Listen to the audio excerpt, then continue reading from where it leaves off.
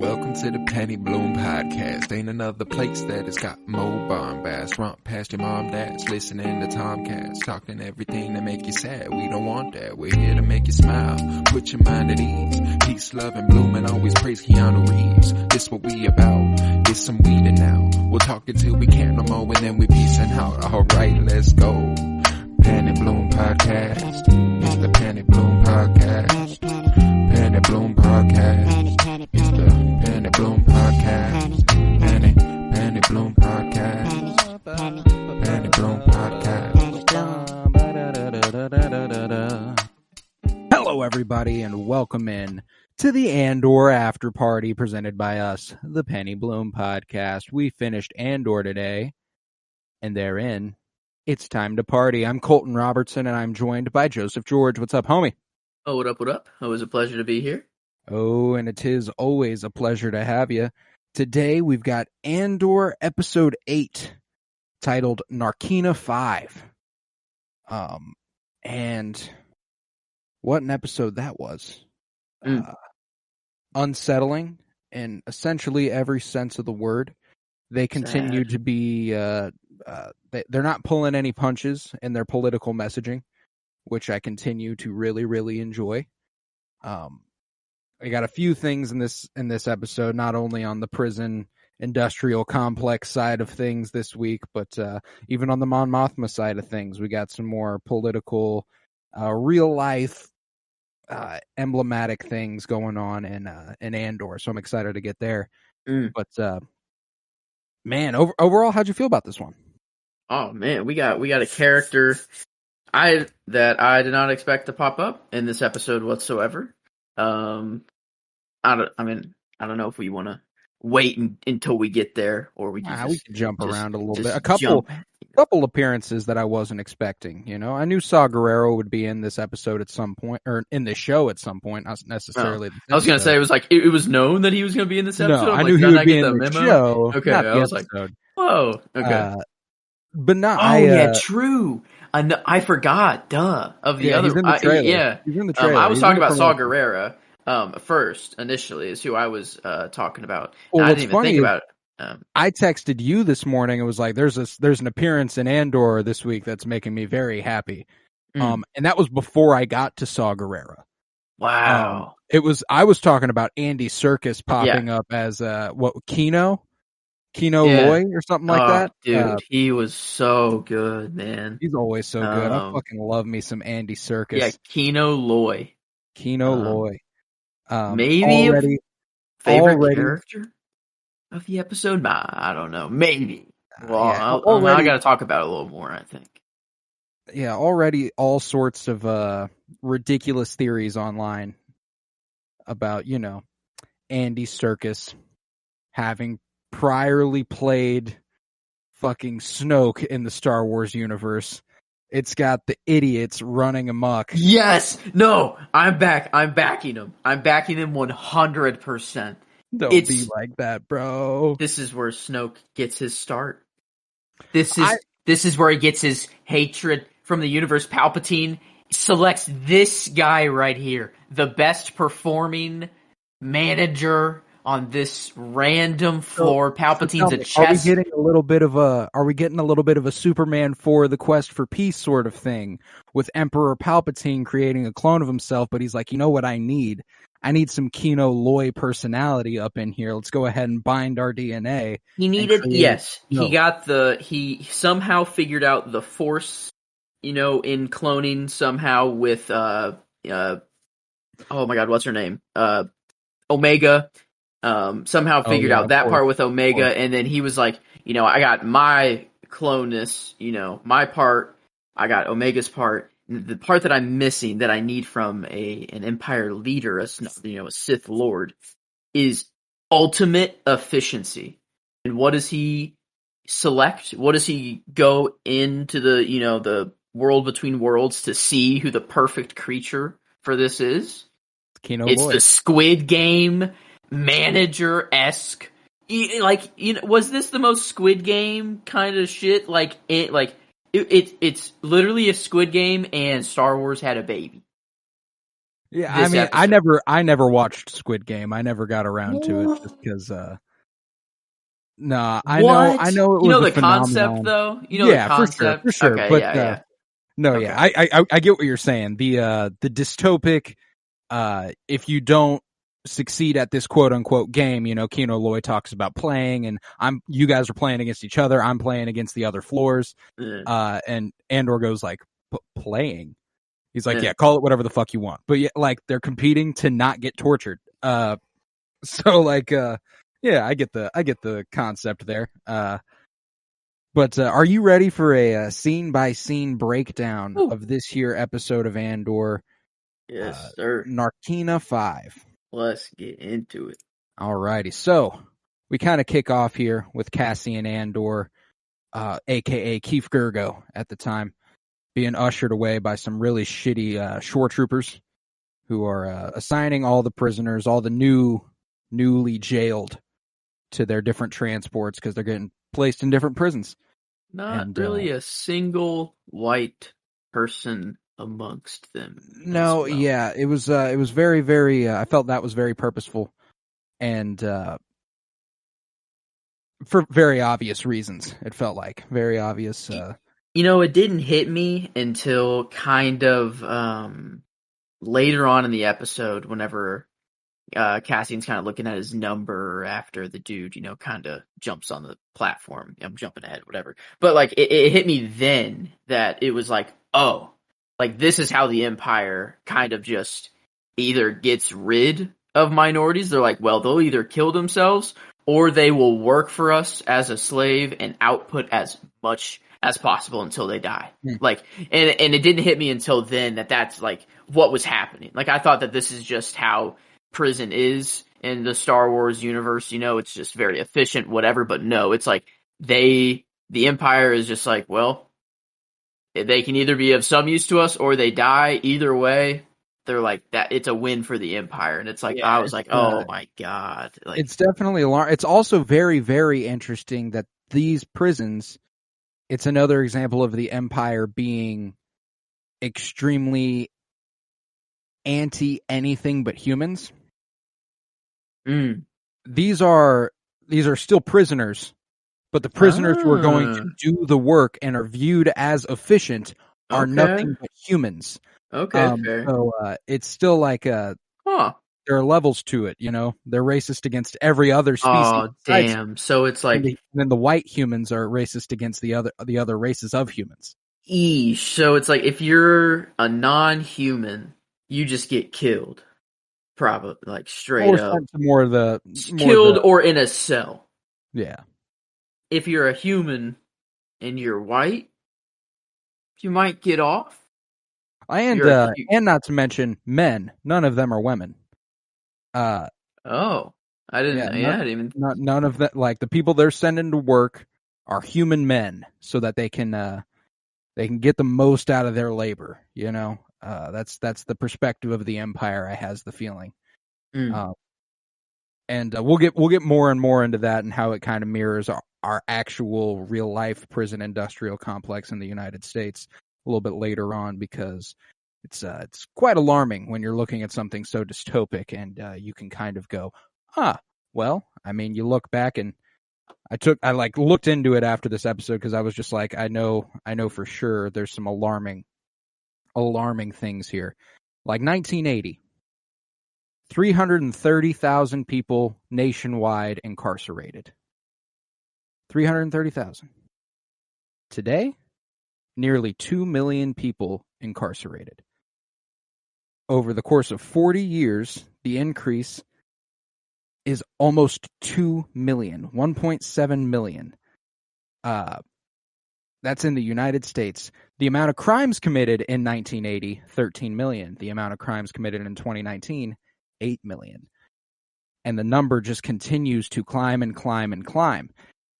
It's kind of uncanny. It's happening here now. And what happens in our prisons? Prisoners are forced for cheap to free labor. Oh. Yeah, like it's this one is potentially the least subtle of the episode so far in its political messaging. Like, it's... the day that I found out that, like, prisons make license plates, like, the license plates, like, that's like a prisoner's job. That's like just what they do. Like, I don't know, just because why not? It's free. Like, it shocked me to figure that out. I'm like, wait a minute, that's just like slave labor. And then I'm like, oh my god, like it through license plates made me realize like all of this. Like, I was like, oh wait a minute. In recent years, when the wildfires are still raging, but were raging. Volunteer firefighters, sure, we'll get some of them, but you know who we are definitely going to send in there? Prisoners who get to try and put out fires. That's a real fucking thing. Look that up. Yeah, it's jarringly horrifying. And man, it's just our prison system is an atrocity, and I think that, wow. We don't necessarily have electromagnetized floors that make you that shock you if you step out of line. But I don't know. If you watch any movies, dude. I mean, like, think back to, like, I mean, obviously the Shawshank Redemption we saw pretty blatantly, but that was more a corrupt warden being the way he is and profiting off of that. But like Blind Spotting, there's that scene where Daveed Diggs is with Miles' son. And he's like, they're sitting by his bed, and he's like, oh, hey, I made one of these. I made these in prison. And he was like, you made this? And he's like, well, probably not this exact one, but yeah, we made a lot of them. And it's like, damn, man, like that's some shit right there. And like we're only this far into the episode. There will be far more things to talk about with the way they run these prisons, because it's so fucking interesting. The psychological warfare that they're implementing on their counterparts, but we haven't even made it there yet. We're just on the transport, so let's push forth. Sure.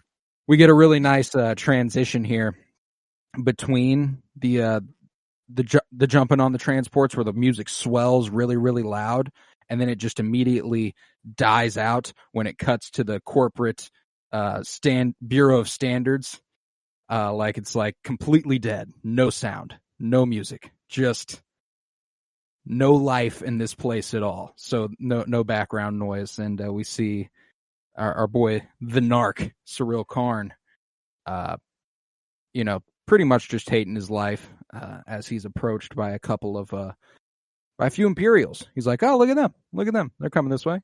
Oh wait, they're from me. Okay, I guess I'll hop on up and go with one of you. And one of them happens to be Deidre Miro's little sidekick that's been following her around. So that's been a nice little clue as to where this was going. And, we had all those theories about how Deidre and Cyril would come into contact. And it's just insane that I didn't think, last week when she was assigned to Ferrix that she would, investigate the incident on Ferrix, and who was a part of the incident on Ferrix. Oh, this guy. How do we? Yeah, it's kind of pretty massive oversight. It's pretty massive. The officer who led the attack on Ferrix. Yeah. I don't know why we were like, he's gonna twist his knob until he gets some ISB information, and then they're gonna investigate him, and then it's gonna be like, oh yeah, I was the Ferrix guy. But we never just connected. We were in a roundabout way. Yeah. Right, because he was twisting his knob until he got information. He kept filing false reports until they got his ass. No, we are right. We were right. In a really sick and twisted way, yeah. That the ISB didn't go out and find him. It was really him not knowing that was going to happen. Yeah, he was instigating it. Yeah, he was wanting it to happen. He was trying to get some attention, and he got it. He got it the way he got it in the end. But I like the way this episode was edited, because it's really like boom, boom, boom. We're back and forth all over the universe that Andor has set up. Because we cut straight from that scene, him getting picked up right into the prisoner transport that Andor is a part of on the way to Narkina 5, and he's asked to kick off his shoes, and he's the cuffs magnetized to the sides of him, and he's in a real state of immense fear. I think that anytime you lose control over your body, in a way that inhibits you to do anything, that'll get you. I was thinking, talking about like how we like to see the cameos this episode, like Andy Serkis. I'm like, man, maybe I give Andy Serkis the performance this episode, but it's like without a doubt Diego Luna. It's got to be Diego Luna. Like he just did too fucking good because he's way different this episode than he's been in any of the other episodes. We meet legitimately scared, like and confused, scared. He's like, I shouldn't be here. Like I didn't do shit. Yeah. I'm just a tourist. Kept saying I'm just a tourist. I'm not supposed to be here. Later on, what did you do? Nothing. Yeah, we've been getting a lot more of that lately. Like, man. Yeah. No, it has to be him. There's no way. But yeah, I thought it was interesting that we cut these early scenes between Cassian and Nark back and forth a lot, because immediately after this brief stint on the transport where his cuffs get magnetized and he's in a panic, his feet are bouncing. We cut to Nark over here, whose feet are bouncing as he's about to meet the ISB agent Deidre Miro, and this was another hell of a scene, one we've been waiting for. And I'm thinking anyone who was worried about a potential loving and romantic connection between Nark and Deidre, hopefully your concerns are quelled, because I've never seen two people with less sex appeal. But that's exactly how the relationship would work. They're like, I recognize the business potential you have. That is sexier to me than anything else. I'm telling you, man, if they ever hook up and like we see them like kiss on screen, I'm gonna be like, this is some of the most vile shit I've ever watched. Oh no. It'll be kind of like a Big Bang Theory, kind of like Sheldon and Amy. Or not Amy. No, what's her name? Whatever. Where they have an understanding where it's like they don't have sex. They are a couple and they only have sex to produce a baby. And until then, they will not. They will not. Yeah, That's they hilarious. They just have an understanding. I love it. But she comes in and she explains that she's the lieutenant of the Morlana sector, and he's all, what the fuck happened to Blevin? And she's like, I'll ask the questions, bitch. And she explains that she was planning on calling him in to fill in some gaps in the report after the Ferrex incident. And Nark is like, yo, I never read that report. It's not something I ever got a chance to do. They made me sign off on it. I never even looked at it. It's not some shit I did, and all that came after she is like, so you filed like 5 false claims against Cassian Andor about him being all sorts of things and what he is and what he does. And he's like, 6 actually. And she's like, wasn't counting this morning, smart ass. And ultimately, this scene just continues to hammer home how these two are just the biggest narcs in all of Star Wars as of yet. Narc claims that Cassian is a murderer and a threat to the Empire. And it was in that moment that I recalled everyone during the Empire has the rebel and the Imperial counterpart, where it's like Vader is searching for Luke Skywalker between episodes 5 and 6, and Karn's out here looking for Andor the whole fucking time, and Callus is looking for the Rebels crew, and they all have their personal beefs. Hey, I mean, to be fair, to give Narc some credit, which I hate to do, Andor really is quite the threat to the Empire. I mean, when you put what he's done down on paper for the rebellion and what he actually did, put a dent in some shit for them. Narc, he is right in saying that he's a big threat to the Empire. Right, but I also think At this point, yeah. What we know he's done, sure. This is a personal beef. This dude killed 2 guys he worked with. You're right. That's not why he's all of a doing sudden he's a threat to the entire empire. Nah, bro. He's a threat on your masculinity. You're feeling insecure, okay? You realize you're not as good as this man at things. Fair. And that makes you want to get his ass. And what's crazy is that, like, man's in prison right now. If he just knew that, he'd be just fine. That is insane. Yeah, all these people. Would he? Like, everyone's looking for them. Yeah, like, if they... That's the thing. If they find out that he's in prison, is it just like he's dead? From one way. Like, well, I guess we know he doesn't die, obviously. No, yeah. That's the thing is, no. I think Narc wants to bring Andor to justice. And I think if he were to ever realize that Andor's in prison, it wouldn't be good enough for him. I see. That's what you were asking. And yes, you're definitely right. I think he's holding a grudge until he gets a chance to kill this man. Yeah. Or at least try to. And it wouldn't be good enough. It wouldn't be good enough for Luthen either. Because do you really think Luthen wants to kill him? Until some other opportunity where he becomes useful again arises, I'd like the logic that they've been using in explaining why he can't be alive. I think it has to maintain, you know? No, I know, but like that's the real reason he's slipping up.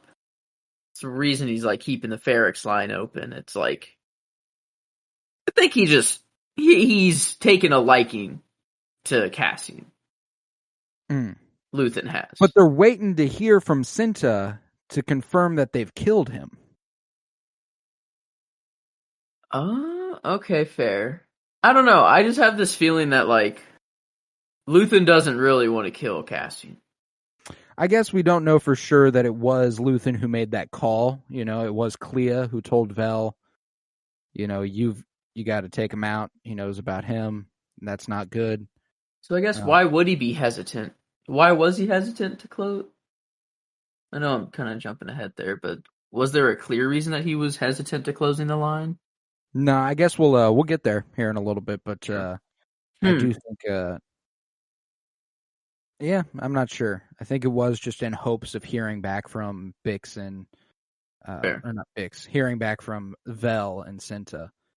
And I don't think that that goes over incredibly well for anyone involved. But but we were on this scene with Deidre and Cyril, and it all wraps up when she decides she's going to see her way out, and we cut away because she's up to some shit. She's a busy woman. She's got things to do. But we that interrogation room's kind of sick though. And it was just so like the pure white thing that they've got going on this whole episode reminds me of George Lucas's first film, THX 1138, and reminds me a lot of like 2001: A Space Odyssey and like these sorts of like just dystopic sci-fi films. Like I feel like they're hearkening back to them quite a bit. Like even a Clockwork Orange vibe I got it out of this at one point. The synthy, like the soundtrack this episode was very like Stranger Things, A Clockwork Orange, like kind of in that realm. Right. And I don't know, this show is insane. Like Diego Luna, he like tweeted a screenshot of a review of the show, and it was that like the review was basically saying that Andor isn't just a good Star Wars show, it is just good television. Like this is phenomenal television. And like I swear, you don't have to know a thing about Star Wars really whatsoever. If you just give this show to anybody, I really think like a lot of people find it enjoyable. You do not have to have prior knowledge of what the conflict between the Empire and the Rebellion is. All you got to know is that there is an Empire and the Rebellion is forming, and that's you could not watch a single Star Wars movie, a single Star Wars show. You could come into this, be the first Star Wars show ever, and you would still understand everything. You might not get the weight of Saw Gerrera, and be like, "Oh my God, that's fucking Saw Gerrera." That was kind of the first time they've expected you to rely on previous knowledge, and maybe it could just be Luthen is a guy. He's a well-connected guy. That's just one of Luthen's. Like, that's what people will see him as. Is just like a high-up rebellion leader. Like, that's what they'll. I mean, well, with his own rebellion going on, because nobody wants to work with Saw Gerrera, and Saw Gerrera doesn't want to work with anybody else. More accurately, but this next scene is them arriving on Narkina 5, and the scene where the transport like tips over, and we see Cassian start to look out the window a little bit. Sorry, this is playing for me, which is a problem. Okay. Oh, dude, it's gonna be a bitch to escape this. Yeah, I mean, you're surrounded by water, and the sheer fear this man is feeling in this moment. The way he like looks down and sort of realization, like, oh, I'm going back to prison. Because he's been in prison before. He was in prison for 3 years when he was 13 to 16, and not a fan, Cassian, of the good old clink. Not exactly his ideal place to be, and who can blame him? Because this place looks like it's finna be hell. Yeah. But and those things go deep too. This goes very far underneath the water, it seems to me. And man, that was just a startling image. And there's a few of them out there. Like, I think there's like 3 in this shot alone that we see of them pulling up in. And Cassian was split up amongst transports that was like going to different planets. Yeah, like completely different systems too. This is just one planet, one prison. Like that was I don't know. That was nuts. They were literally just funneling them out. Just, oh man, how is this so dystopian but so real? Like, God damn it, man. Like, I'm explaining this like, yeah, this is Star Wars television show. Like, oh yeah, no way could ever actually happen. Oh, wait a minute. Like, yeah, it's startling. But after that brief glimpse, we cut back to Deidre in an ISB meeting where she is breaking down her findings. And she pauses for a second in trying to get Admiral Yularen's attention, and he's like, eyes shut, seemingly not paying attention, and he goes, I'm listening. And you're like, okay. In a room full of men, it's kind of like it feels like it would be a shoo-in for some of these Imperial shitbags to not be listening to the woman. Yeah, what's the dude's that Partagaz? Partagaz, yeah. Partagaz comes through and supports her. He's like, she has convinced me that something is going on. Yeah, he's like, damn. He's like, he looks at her like, I know I need to do this. He's like, it's the only way it's gonna like get through to him. Is if it comes from me, basically. Right. Like, so I don't know. Partagaz, like, he's still kind of a real one. As far as Empire bastards go, he's somewhat okay. He's got his wits about him at the very least, at least he's willing to listen to the woman in the room. But they discuss this Axis figure who has been stoking rebellion across the galaxy, been able to influence things everywhere he goes, and it's the same character that she was asking Nark about a little bit ago in that interrogation room. The dark boots and the trench coat. Didn't get a real good look at him. He's an older guy. Axis is Luthen Rael, as we know, but they do not. And alarming that there like, Partagaz goes as far as to say, like, it's alarming how little we know, but for me personally, it's alarming that they know of this. Like a figure like Axis exists. Like, that's they know of this in the first good. place. Yeah, it's nuts. Like, this is the rebellion, and they know of it now, and it just started. Yeah, and they got a hologram of Cassian Andor in the middle of the room spinning because they're like, this is the guy we need to find, guys. We need to figure out things and ask him, which is part of the reason why Luthen needs him dead. If the Empire is actively searching for a guy that they are well aware exists, it's not gonna go. Do they fake his death? That'd be cool.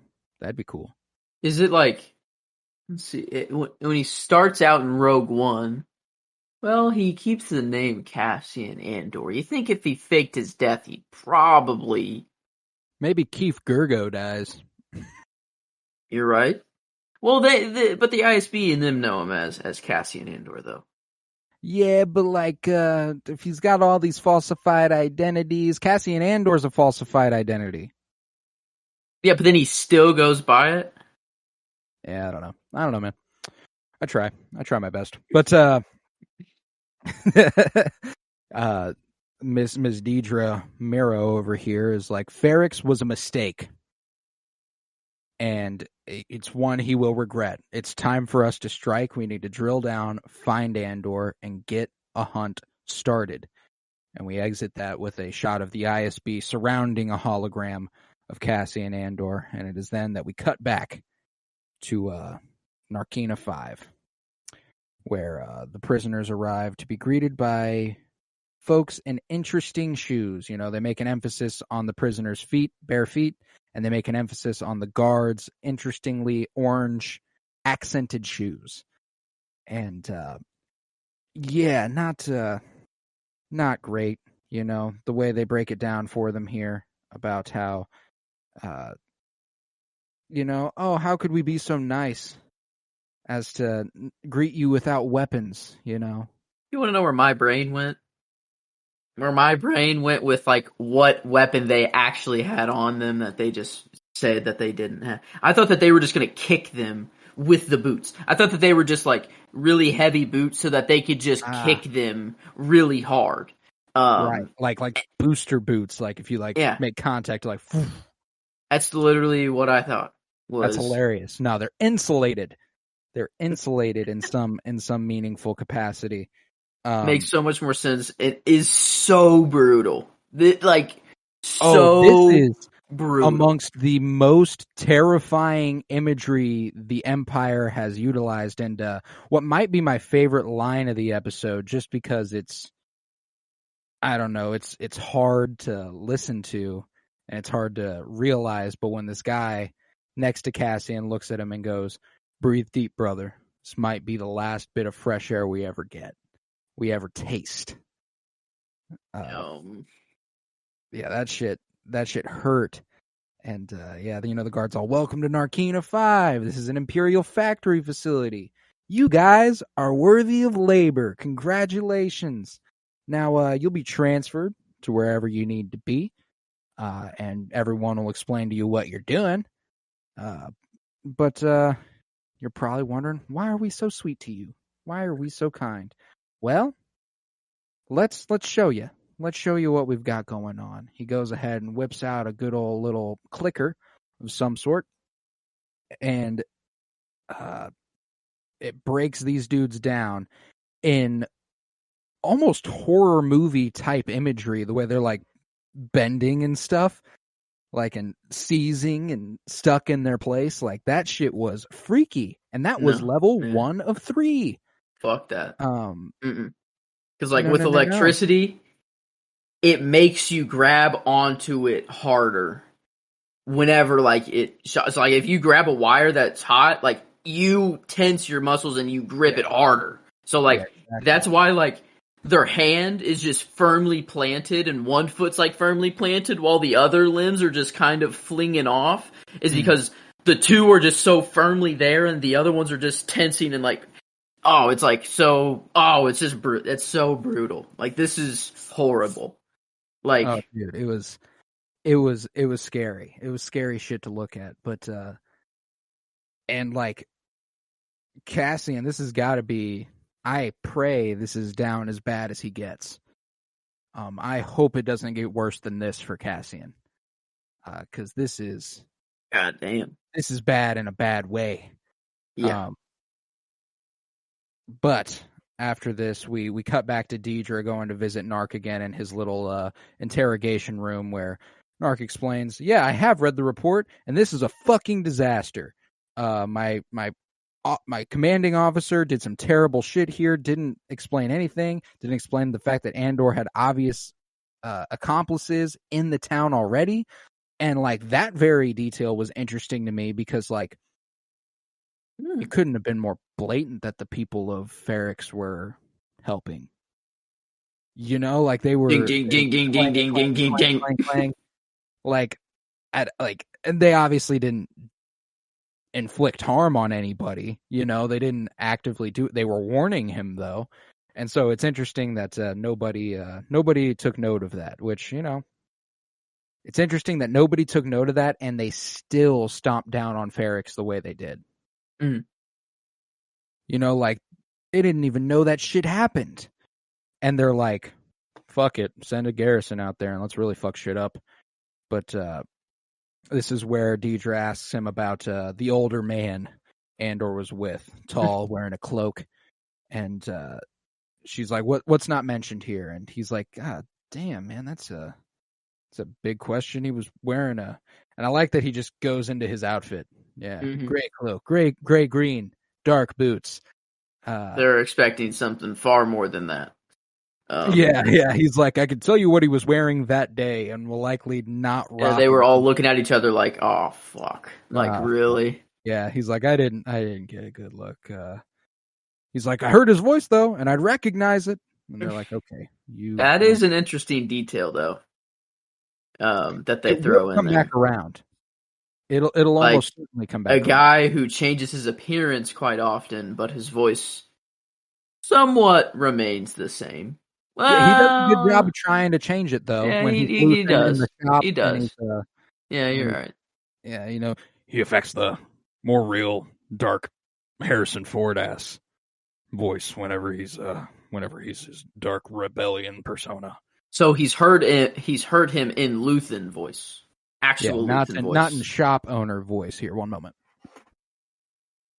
You're right. He'd probably be like, well, I guess, I don't know. He really goes all around the universe though?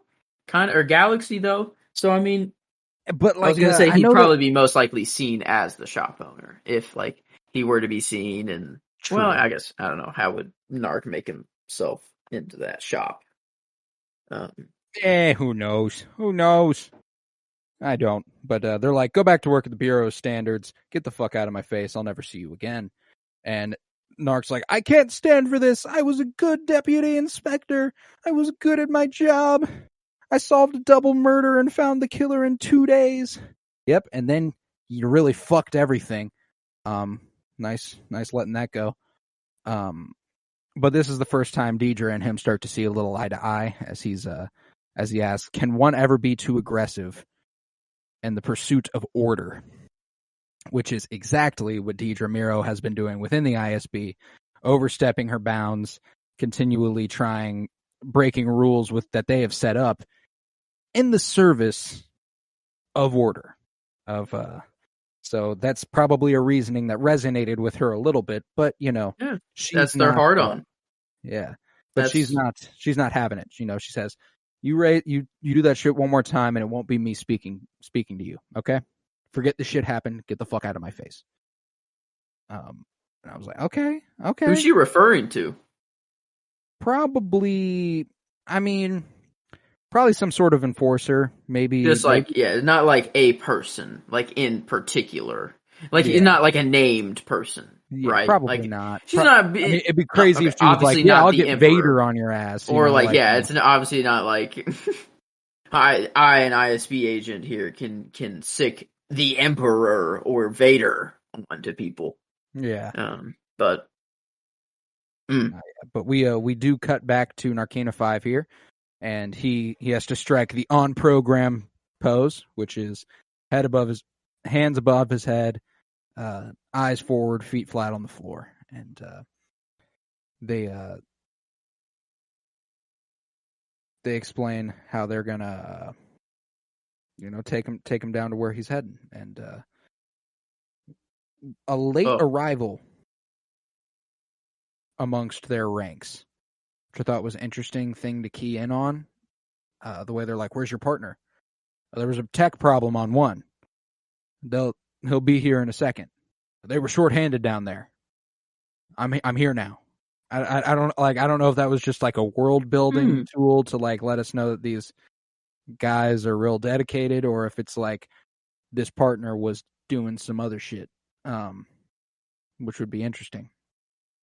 Yeah, I didn't pick up on that. I didn't think about that at all.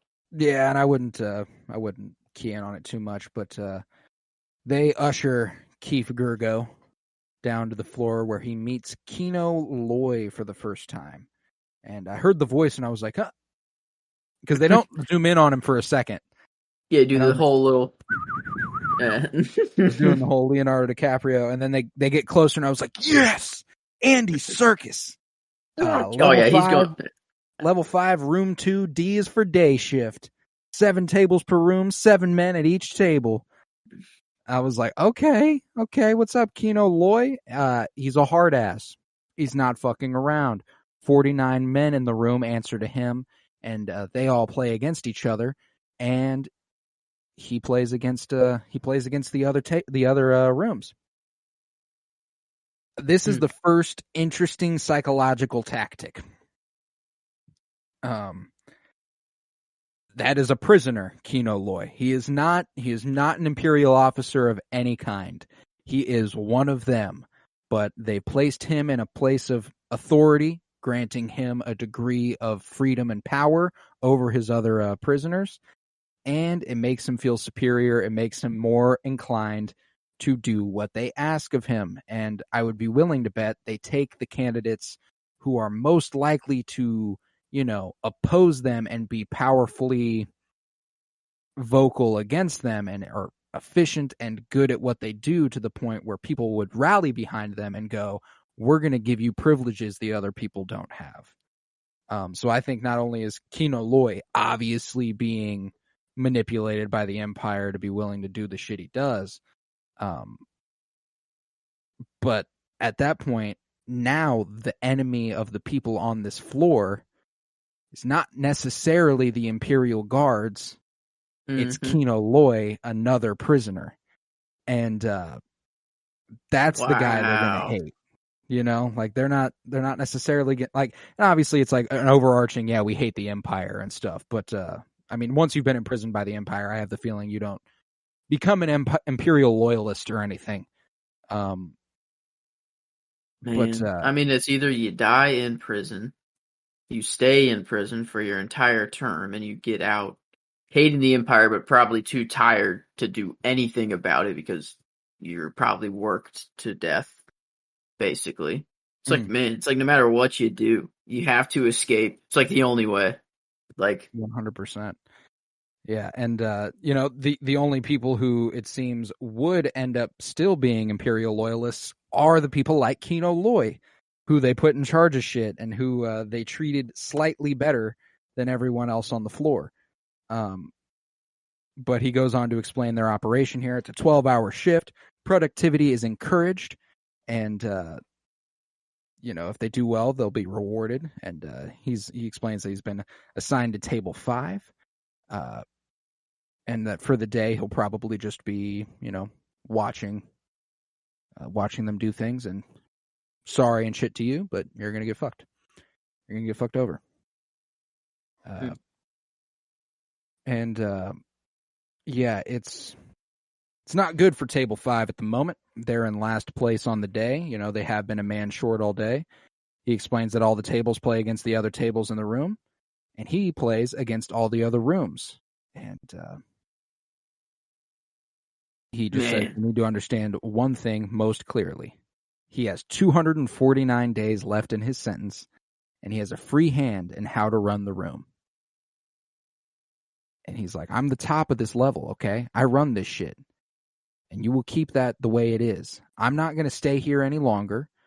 You come in and you work your ass off. That's how things are going to be.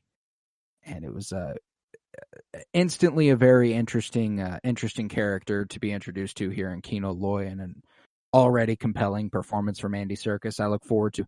Now, you know what's funny is I'm hoping episode 7 was like kind of a one-off to set up this 3-episode arc. And then, like, now we can spend 3 episodes. I didn't expect to actually. I think last episode we said, I think we spend a whole episode in prison and that's it. I think we don't get out, whatever. But like, I'm kind of wanting to stay in here longer. I don't want, Andor to have to stay in here for as long. I want him to get out as quickly as possible. But like, I kind of like the storylines that are happening here a little bit. So I'm willing to bet that this was the beginning of a new 3-episode arc. I think that we get this 9 and 10. I think 9 we spend the whole time in there again. Maybe they're planning an escape, and 10's the escape. Meanwhile, 11 and 12 will be our like culmination of the whole thing. But it's here that we are introduced to everybody that works at Table 5. Okay. Because in Clone Wars seasons, didn't they sometimes break up the arcs? Mm-hmm. Like they would do like a little one-off episode. Because it could be that 8, 9, 10 is the 3-episode arc here and it's the prison arc, but 7, 11, and 12 is the 3-episode arc that has the prison one like sandwiched in between it. If that makes sense. Because the last episode was basically like Luthen and Mon and all of them getting set up, like Mon trying to get her money back, Luthen being like, yo, yeah, I did that shit, I'm goated. It felt like it was just setting up the whole back half of the season, really.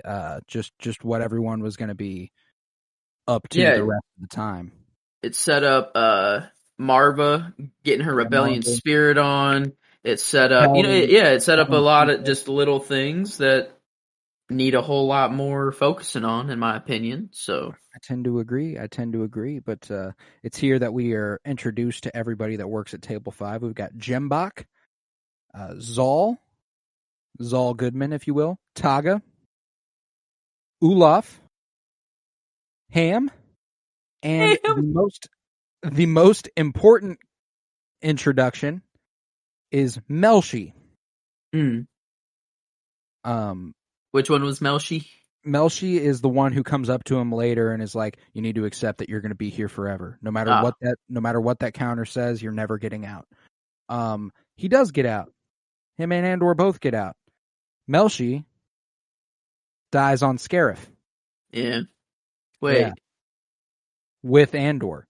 He's one of the rebels who storms Scarif with him. Like, this is a character introduction that is huge in understanding how Melshi and Andor find their way to the rebellion together now. None of this clicked at all. Well, because he gets a name drop like maybe once or twice in Rogue One. He is just a side character. Okay. I was gonna say, I'm like, wait, did I miss? A big guy. He's not a big character, and the only reason I even keyed in on it is because I read the Rogue One novelization, where they do spend a little bit more time explaining that Melshi becomes a little bit more of a loving type figure, and he's a good guy, and they go into his mindset a little bit more in the Rogue One novelization. But yeah, so they said, "This is Melshi," and I went, "So fuck, yeah, like okay, we're gonna meet a few potential rebels here." And I guess it makes sense. Yeah, they got to come from somewhere. The cast list for all these guys, because every single one of them looks so goddamn familiar. Specifically, Jembach, Taga, and Olaf. I don't think they're officially listed on IMDb or anything yet, because I've been looking all day trying to see, and there's not a lot helping me out there. But there's only 2 prisoners. Carlos, did you? I don't know who that. I think that was the guy that said the breath of fresh air line is what it looks like. And then another prisoner doesn't have a picture at all. Steve Brunton. Yeah, couldn't tell you. So, but Yeah, these are the dudes I'm most excited about because, I mean, if we have Andor and Melshi in this crew, a couple dudes who go on to be rebels, you got Taga who's doing sign language with other hallways. They've created a system to talk to each other if it's not a universal Star Wars sign language. I feel like we got something brewing with Table 5 here.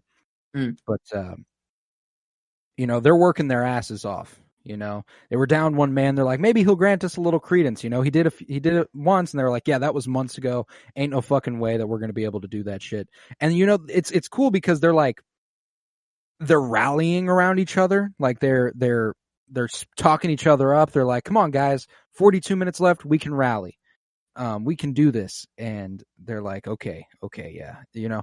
It's interesting how these dudes find in a situation where there is complete bleakness and you're not getting out. They found a way to make it at least not exciting, but they found a way to try and encourage each other in any way they can, because I mean, like, if they know they're getting shocked at the end of the shift, is the thing. Yeah, like they know damn well they're like going into it, because he even says like maybe we'll get it in the next couple shifts or like the next week or so later on, right? He's like, maybe we won't get shocked within a week or something like that. And I was just like, oh, yeah. I was like, no, like the way Chimbok later on is like, yeah, rough day, getting shocked twice. That's not fun. But yeah, they're just mostly explaining the dynamics of the table, whose each position is, what everyone usually does, and they're interrupted whenever Kino is called in because the productivity in his room on his floor is not acceptable. It's not something that they're okay with. And he's like, all right, everybody, listen the fuck up. Y'all need to get your shit together. This will be a sprint segment. 39 minutes on the tone. Everybody get your shit together. As always, the least productive table will be disciplined. Oof. Yeah, and the way they all just kind of they all slump over, they all stand there like, yeah, we're fucked, man. And what do you think it is that they're building? Like, I didn't think about that. Okay. I'm fairly certain that these parts are going to go straight into the Death Star. And that's the horror of it, is that Cassian and Melshi, at the very least, are helping build the thing that will later kill them. I mean, in order to build something like that, it only makes sense that something like this would need to be done. Yeah. Like, oh my god, that makes total sense. It's totally the Death Star. Mm-hmm. Like they're helping build components for it. Or like, no, yeah. Totally. Why would they need that? Well, okay, I guess they have that many ships. They have that many everything. Really. Yeah, and like in the background of all of it, there's no telling how long Palpatine had been preparing the Final Order. Dude, that'd be kind of sick. All these random parts are just being shipped to an unknown location, and people are like, "Oh yeah, that was probably just the Death Star." Like later on, they're like, "Oh yeah, that unknown location they were shipping to, probably just the Death Star," and it's like, nah, it's Exegol. Exegol the whole time. I mean, that is where the Snoke DNA could come from. So Andy, come on, man. I don't know. I think some of these people might have something there. They might have something up their sleeves, but we cut to Mon Mothma for the first time in this episode, where her and Perrin are enjoying a nice little drink. Where they are drinking the most grotesque shit I've ever seen in my life. I'm assuming this is some sort of beverage that doesn't get its, I'm assuming, intoxicating effects until they dip this little bug thing in it and it dissolves in there. I was thinking it's kind of like a enhancement. It's like it's already vodka or whatever in there. You drop a thing in there and it's like you'll get even more fucked up. And then Perrin's like, "Yeah, give me 2 of them, whatever." He's like, "Yeah, I need 2." So I think it's like even more. It's like I was thinking, it's like a shot of espresso, but alcohol version. I see. Yeah, I was taking it as she's about to meet with Tay Colma. She needs to not be loosey-goosey with the words. So the less drunk she gets, the better, which I guess, could mean that this is still an alcoholic beverage. She just didn't want to be figgity fucked up. These worms or whatever, they just get you fucked. Whatever these worms are, I don't know. But Mon proposes a toast, and Perrin asks, what are we toasting? And she's like, a quick night. Let's get the fuck out of here. He questions the evening's agenda, and she says she's trying to stall the Emperor's overreach in the Gorman sector, so she needs votes. And that's kind of what she's trying to get out of some senators tonight. And that's when Tay Colma enters the scene, the man Mon Mothma should have been with. I know, man. Hopefully, man, I don't know. This dude's chill. And we get another scene here with Perrin and Tay, where Perrin, goes, Tay Colma, how prompt you are. Like, oh, you're right on time. Look at that. He's like, Charity starts at home. You commuting? Bit of both. Interesting answer. Proposes something to drink, and Tay Colma accepts this delicacy of Chandrilla. Apparently, this is a Chandrillan drink, which is all the more satisfying. But Perrin calls Tay out a little bit, as this is not exactly what he thought he would be involved in. This is a meeting for senators, not charity. So, the fuck are you doing here? And Mon's like, aha, do you remember Perrin at 15? The Academy firebrand.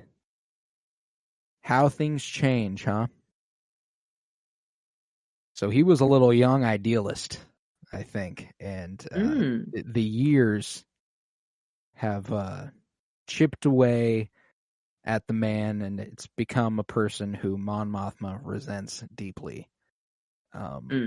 Maybe once upon a time there was an equal footing there as far as idealism, but since then, Perrin's gained a great deal of wealth, and he's stopped giving a fuck. And Mon Mothma, always had a great deal of wealth and never stopped giving a fuck. So, yeah, I think I don't know one of my I don't know if it is my favorite line necessarily, but Perrin says, "Well, good luck feeding the galaxy. I'm off to feed myself."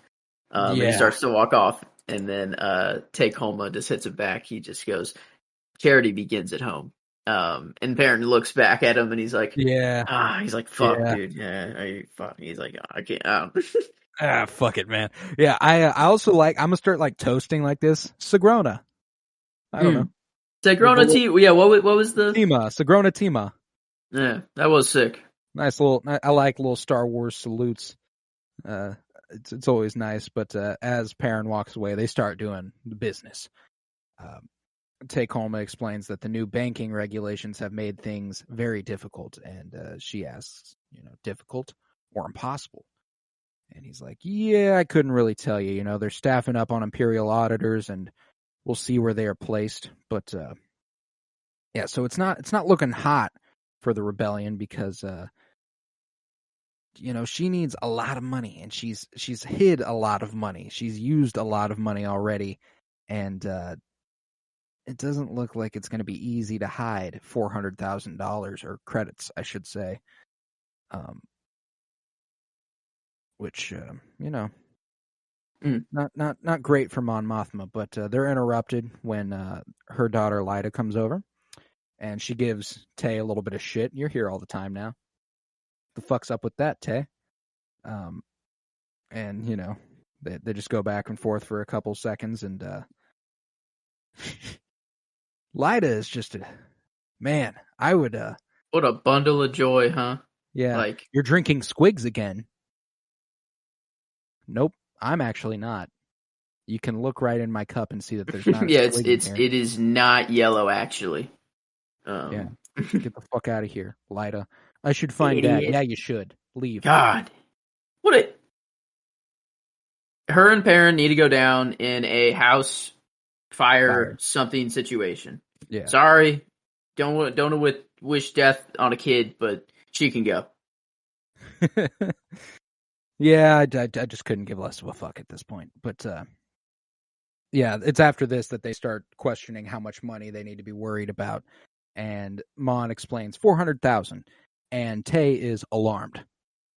He's like, "Oh, fuck, that's a lot of money I have to worry about hiding." And it is then that they are approached by a senator, and he's all like, "Fuck yeah, baby, squigs, let's get it." And she's like, "Oh, I always remembered you were Chandrillan at heart." And he's like, "Ah, and I always forget how sweet you are when you're looking for votes." Like, I know exactly what you need tonight. Fill me up with squigs. Fair enough. Fair enough. But it is then that we cut back to Narkina 5 once again, where everybody's waiting in line after a long 12-hour shift. And Cassian, oh man, is he in a bad way here? The way he's just standing in line, eyes front, just lifeless almost. And Kino, comes up the line telling everybody to shut the fuck up. Everyone's being a little too loud, talking a little too much.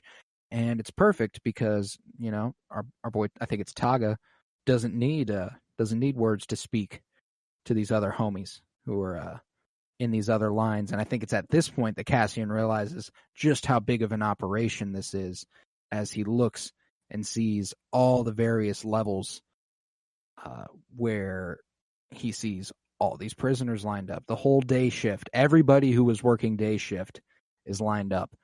That's just one of these things, dude. And that's just one little, section of these, of the huge Pentagon or whatever floors. That, fuck. There's 7 floors. He's on floor 5. There's 2 floors above him. They really fucking it up here. But yeah, then we cut back to Mon after that in what is probably my favorite subtle political discourse that we've had yet, where they're talking about the Emperor and Palpatine's frustrating. Yes, we agree. Too easily provoked. Yes, overreactive. But he says what he means. God damn it, man. Yeah, why is this all too real? Yeah, that one was fucking blatant as day. That is a Trump supporter who loves Trump right there. Hey, he says what he means, okay? He's not like other politicians. He's not a politician at all, fucko. Yeah. Usually in movies and TV, whenever you're like, "Oh, I've heard that one before," you're like, "Ooh, that's cool and that's exciting." But in here, when it's like, "Ooh, I've heard that one before," it's like a reminder of our real world and our country, and it's being compared to the Galactic Empire, one of the biggest evils in movie history, which is just always fun. But someone shoots back at this guy. He's like, "Oh yeah, he says what it means. All right, we're discussing legislation, not speeches." Again, wow. But they talk about the Emperor's primary charge is to protect us, is it not? And it's like, yeah, but what? At what fucking cost? How much protection is enough? We know what too little looks like, but surveillance and prosecution, is that what we need? If you're doing nothing wrong, what do you have to fear? Well, goddamn. You refuse to listen, huh? You refuse to listen. Says these are dangerous times. Dangerous times? Do you feel under threat? Here? Yeah, I do. Okay. Way to shift the conversation in a way that makes you the victim. Good job, fucko. Yeah, this was just a lot of familiarity to real world political discussions. It shifts the conversation to how great he is at drinking squigs, getting fucked up. Yeah, they're all just getting fucked up too. That's just all they're doing. Getting fat and happy, like Andor explained. They're also fat and happy. Can't be bothered. But we then cut back to Narkina 5. A lot of bouncing back and forth. Very quick cut in this episode. And this is the first time he's been shown to the beds. This is their block. And thankfully, someone explains to him that you see the white lights. If they start flashing, you got 7 seconds. Now, why is everything 7?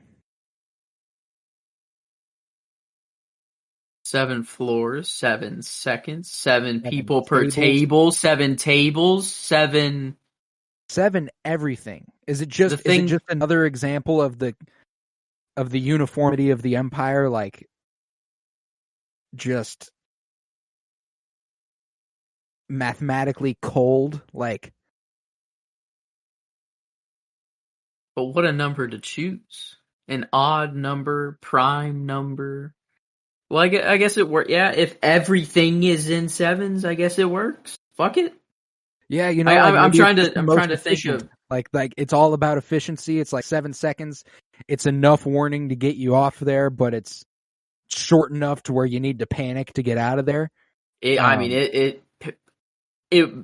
Whenever it happened in the episode, I panicked so hard. I'm like, get the fuck up. I was screaming at my screen. Yeah. I was like, dude, go. And like, oh man, my heart was racing. I was rewatching it on Emily's lunch break, and she took a nap during her lunch break. She had like a 2-hour lunch break today because of the way her workday is set up. But so I turned it on during it. And she woke up at about this part, and she was like, "Oh man, this is real dystopic, huh?" And it got to that part where he's standing there and the lights flash, and she doesn't know these characters. She hasn't watched this with me, and she tensed up and was like, "Get the fuck off the floor, man!" And I was like that's exactly what this setting does, even if you don't know what the fuck's going on, you're gonna be fucking scared.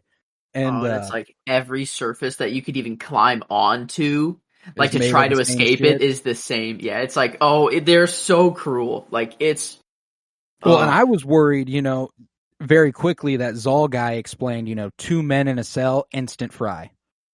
Like, and Jembach goes ahead and climbs into Cassian's cell, tells him this is going to be you. I was so worried. Cassian was like, I just got a lot of information thrown at me, completely forgot, and just like steps up on it.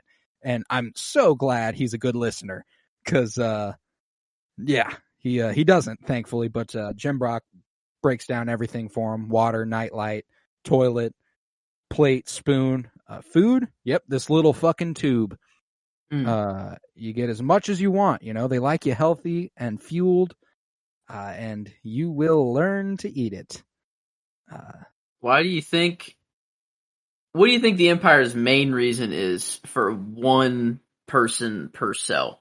Truly, like, is it so they know if someone like climbs like around to try to like, but like the whole room's locked, Like, I'm just trying to think if it's like they're even so homophobic that they're like, we're not even gonna let you, because it's all men, that they're like, no. Like, okay, yeah, that's probably, but I was gonna even take it just like even a step down from that. Like, y'all get to know each other to a degree. Y'all don't get to hang out. There is no fraternizing. You don't get to get to know each other. 12-hour shift, assuming 8 hours of sleep. Maybe they get 8. I mean, probably they need. Well, and there's no telling if Narkina 5 has 24-hour days. Like there's fair.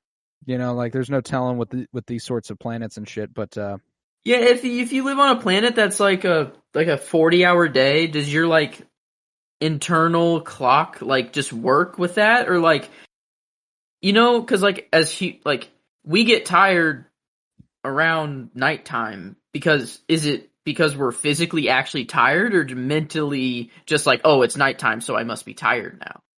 I'd be willing to bet that there's an evolutionary aspect to that as well. Like if our days were 40 hours, who knows? Maybe we sleep 16 hours, and then we have 24-hour daytime. Man, yeah, this episode has a lot of actual like philosophy built into it, which is insane. Like the prison experiment, where like I forgot what the name of it was. Stanford. Yeah. I don't know. It's like it got me just to think of all these things, and like, because and to think of the real world, and they like grant one of the prisoners a degree of power, And it's random people. They're not even prisoners. They're random people in on the experiment.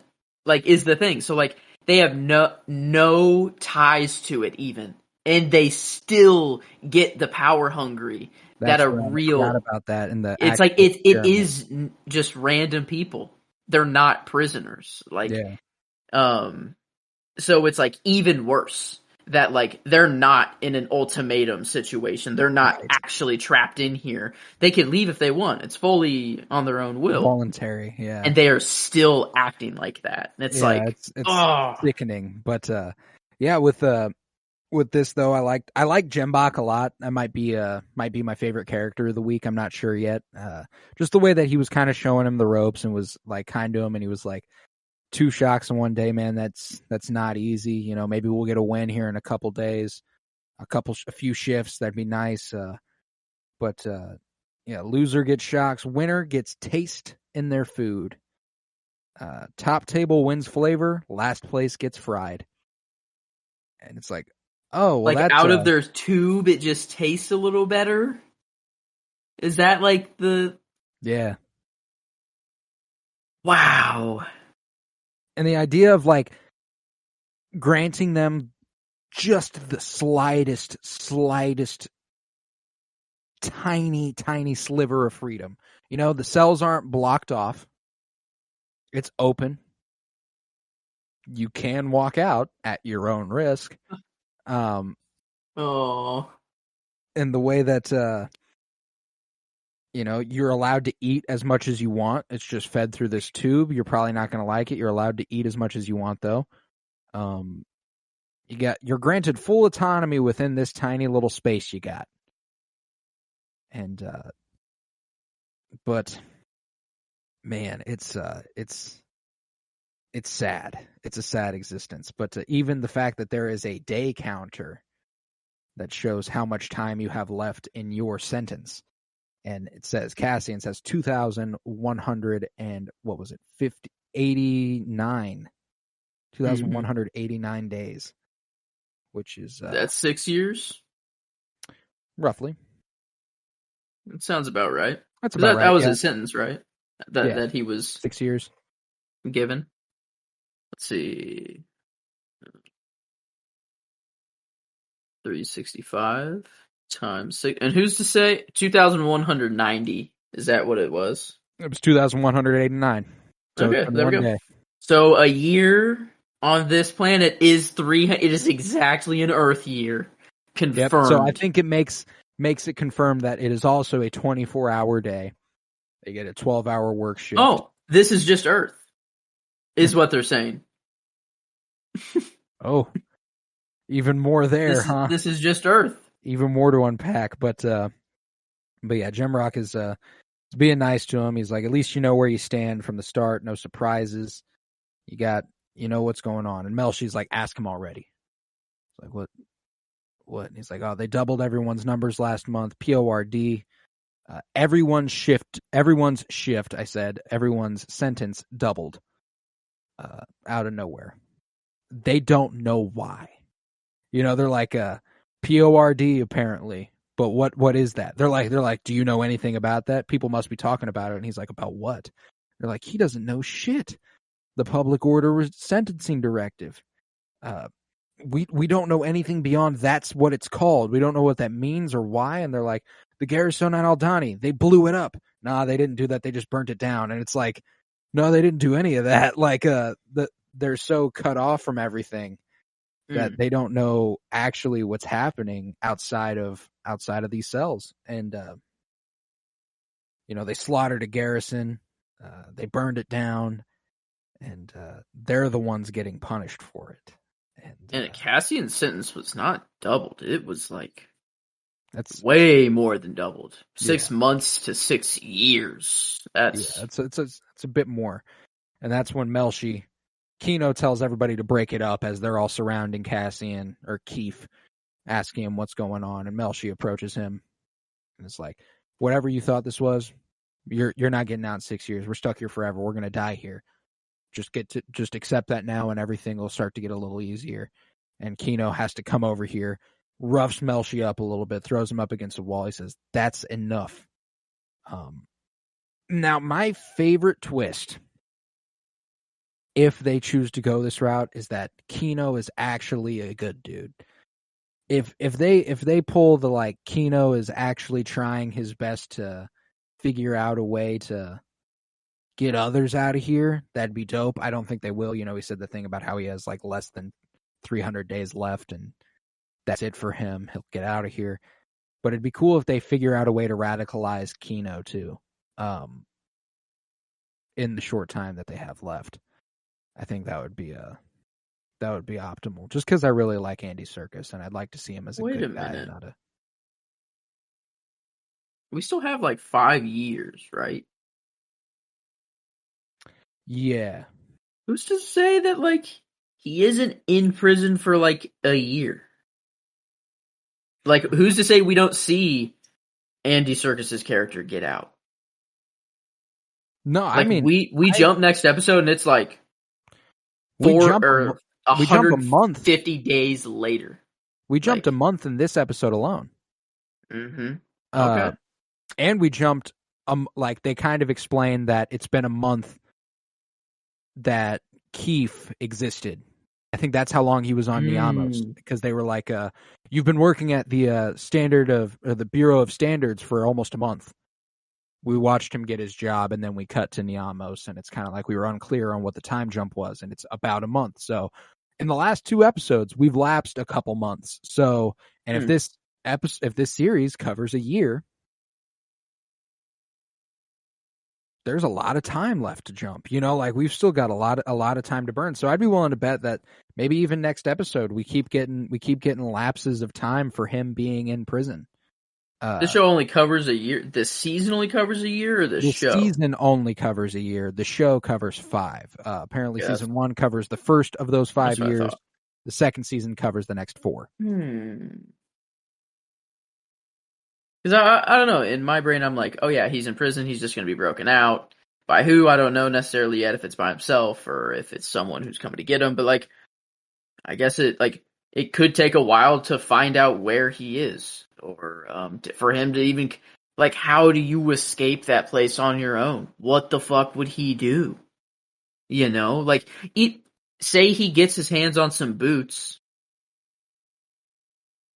Okay, you can walk around the prison now, but like, there's still guards everywhere. Surrounded by you're in the middle of an ocean.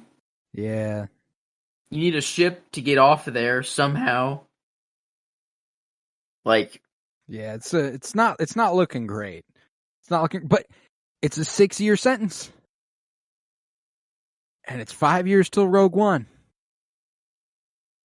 He's getting out of here. Like there is no other option. He will get out of here. There's just no telling. Like, I guess that's why they made it a 6-year sentence then. Exactly. They let you know. They let you know he will get out of here.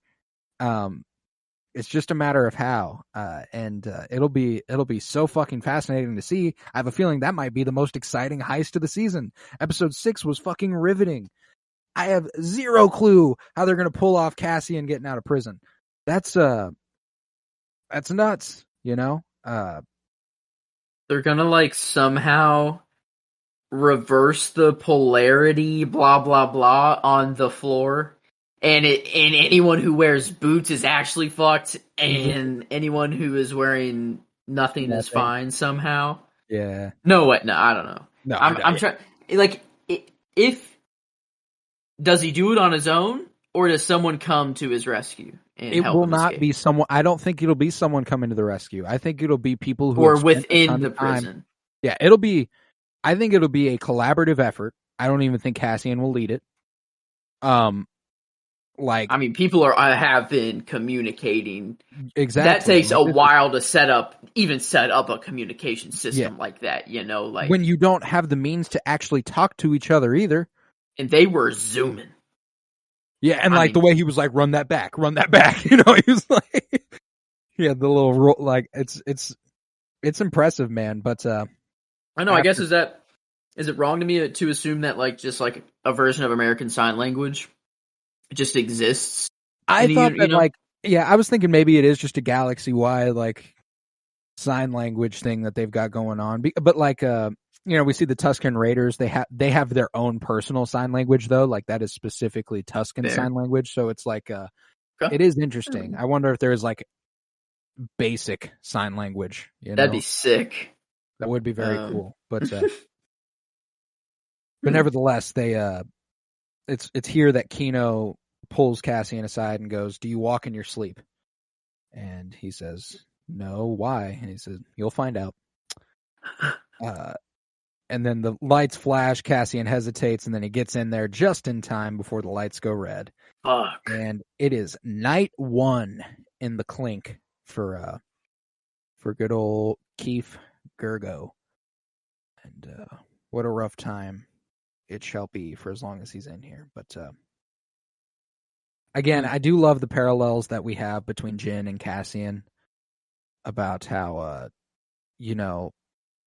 Jin's world was shattered when she was a young girl, when her father was taken by the Empire. She was forced to hide and was saved by a person who she didn't know was going to be coming to her aid. The way Marva saves Cassian from a planet where his world's been shaken and he's being taken in by someone. They both end up in prison. They both are going through all this shit together, but alone, separately. It's just, I like to think about what could have been if they hadn't met their demise on Scarif. But yeah, that 30-day jump, Cassian looks rough. That's a month of 12-hour shifts straight. Yeah. No days off. No days off there.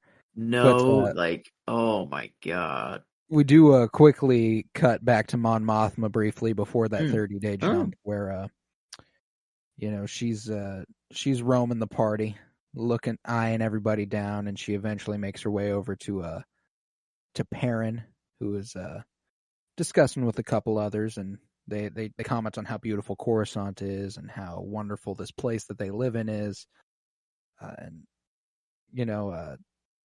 she's like, maybe we do take it for granted, we don't spend enough time looking out this viewfinder, and one forgets to savor the familiar. Again, we get to know Mon a little bit more. We came here when they were young. Mon became a senator at 16. At that point, they'd already been married a year. They were like, "Oh, how romantic!" And traditional, Mon says, the old ways of Chandrilla, and it was the custom.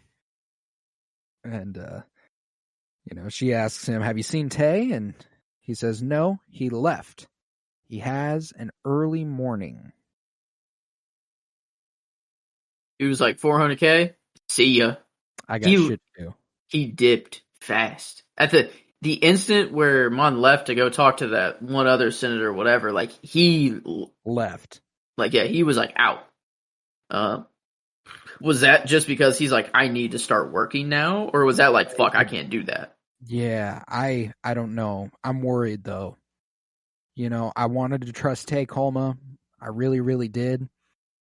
No. But not my boy. The first interaction we had about how his tastes, his political tastes have grown too strong for many, but he wasn't actually doing shit. The way Mon is actually trying to do shit, she explains that she's trying to do shit, and maybe he's like, "Oh yeah, your political tastes have gotten a little extreme for me. I can't put myself in danger like that." And then he knows. He's another person who knows. And problem. I guess he doesn't really know. Doesn't know a lot. All she said was that she was setting up a Chandrillan foundation, and that you're right. She needs some help with moving the funds. So he knows she's moving money. He knows it's in some way against the Empire. He just doesn't know every detail. Come on. In his mind, he is 100% Mon was behind the Garrett, the Aldhani attack. The Robert, 100%. 400K, that. In his mind, he's like, all right, she's testing me to see if I can move a lot of money, after this robbery of 80 million, whatever, like 400K. I don't know. I think that's probably where his brain is going. He's like, oh shit. He's like, you're actually like you're doing that. You're like, doing that. But after that, we cut back to Narkina 5 in the prison where we see Cassian staying up at night, not being able to sleep, and we zoom in on the 2189 on his sentence, and it fades to 2159, and we are now 30 shifts later, where he's eating a plate of food. He's going ahead and getting rid of it. He's taking a tube out. I think it's a little water in there. Nice little refreshment. Wash it all down. And the day begins. And what a routine they've got going for themselves here. When they all line up, buck ass naked, just this is their shower. This is how they clean themselves. This mist that comes over them, and that's it. This is as clean as you're getting over the course of these long days. I'm hoping that in the Star Wars universe, this mist is very good at what it does. Nope, it's not. Those rooms stink. Those hallways are stinky. Who knows? But I mean, he did say that they were sanitary conditions, and it is kept pretty clean. Yeah. It isn't actually. I don't know. Maybe maybe they got some good things. Maybe. Just trying to think. I don't know. Yeah, no, I don't. I wouldn't give anything too much credit, but it's nice that we got this 30-day jump though, because they're working like a well-oiled machine. Table 5, they're working really well together. They only run into one hang-up when a pin gets stuck, and it's the old guy. It's Olaf, and it's like, oh no, not my man's. I really like this dog, dude. It reminds me of Brooks from the Shawshank Redemption. I don't want anything to happen to my guy here. But I fear that it will. And they're like, get somebody the fuck else in there. Get Zal in there. Get him to unjam that shit. And, they take this moment because they can't do shit to pause. And that's when Kino comes over and is like, yo, y'all taking a little breather? Y'all having a little break? Working hard or hardly working? Come on, guys. You got a chance of winning the shift today. Be ashamed to waste it. And it's like, okay, man, is that a fucking threat? Get the fuck away from me, Kino. But they soon get back to work once Zal gets it all figured out, and they return to being a nice little machine that they've got going on over there. And it's after that we head back to Ferrix for the first time in the episode, and we see Brasso. I was like, Brasso, my man. In a long time no see. I missed him. I missed him a great deal. And we're heading to Marva's within this place, and he's taking his gloves home now. Did you notice that? I did not. I didn't like think about that. They don't put them back up on the wall anymore. Everyone takes their gloves home to work. It's not like the sense of community is gone, diminishing. They don't trust. No one trusts. Whether the trust isn't there or it's like and Cassian, when he comes home for the first time, since when did you lock your door, sort of thing. And it was just sort of sad. Like when I saw him carrying his gloves, I'm like, I reminded like, oh yeah, maybe he's gonna go put him up on the glove wall, and then like it just didn't happen, and I was like, oh yeah, damn. But given this 30-day jump, it's not only a 30-day jump within Cassian's story, it's a 30-day jump in everybody's stories. At least we think. I would assume that's kind of the case. And Marva's not doing well, and Bix is taking care of her. She's freezing. She again forgot to turn the heat on. Just heartbreaking. And Bix has been taking care of her. She has pain in her knee. I was like, oh, B, you're such a little sweetie. I love you, dude. Her breathing's weak. She got dizzy. She fell. and it's Brasso who's come to see her. And I'm like, oh, I love that both of them, they didn't plan to meet up here. They just were both coming in to check on Marva. She fell. People were taking care of her. They both heard something happen, and they both came running. And I was just like, God, I love these folks on Ferrix. They're just so sweet. And she's been trying to rebel. She fell trying to open the Rick's floodgate because she wanted to see if the tunnel under the hotel was still open. She wanted to see what she could do to that hotel. And I was like, okay, Marva, you about that action, and I respect it. She's badass, man. She's going till the day she dies. She will, and it's probably gonna happen. The way that Bix is like, yep, she thinks that we can sneak in and get him by surprise. She's a rebel, she is a rebel, and I'm like, yeah, she is. Brasso's whole I should be coming by more often, and Bix is like, she's not your mother, and he's like, she's not yours either. And it's like, I just so fucking sad, And Brasso's like, Brasso has the same perspective that Cassian had. She can't stay here much longer. She's gotta figure out a place that will be a little bit more comfortable for her. And Bix is like, good luck with that, homie. She's not moving a goddamn inch. And he's like, what about the quote, daughters of Ferrix? She was a president of the daughters of Ferrix. They must have a warm room somewhere. And apparently they've already tried and they've already failed. She's not leaving. She's like Jordan Belfort. I'm not fucking leaving. That's Marva Andor up in this hoe. But, I like the idea of the Daughters of Ferrix. They had like a, just a feminist organization where they were like, yeah, let's hold it down. We're the Daughters of Ferrix, bitch. I love that. He's the president, or was a president, I guess. Yeah, that's sick. Yeah, for at least a stint of some sort. But yeah, she's made her wishes clear. She's staying put. She has no intention of going anywhere, and They discuss for a moment how they truly do not know where Cassian is, neither of them. They both kind of missing him, but they know that he can't come back, and it's like, be nice to know. But in the distance, we see Vel looking on, and she's approached by Cinta. And I was like, hey!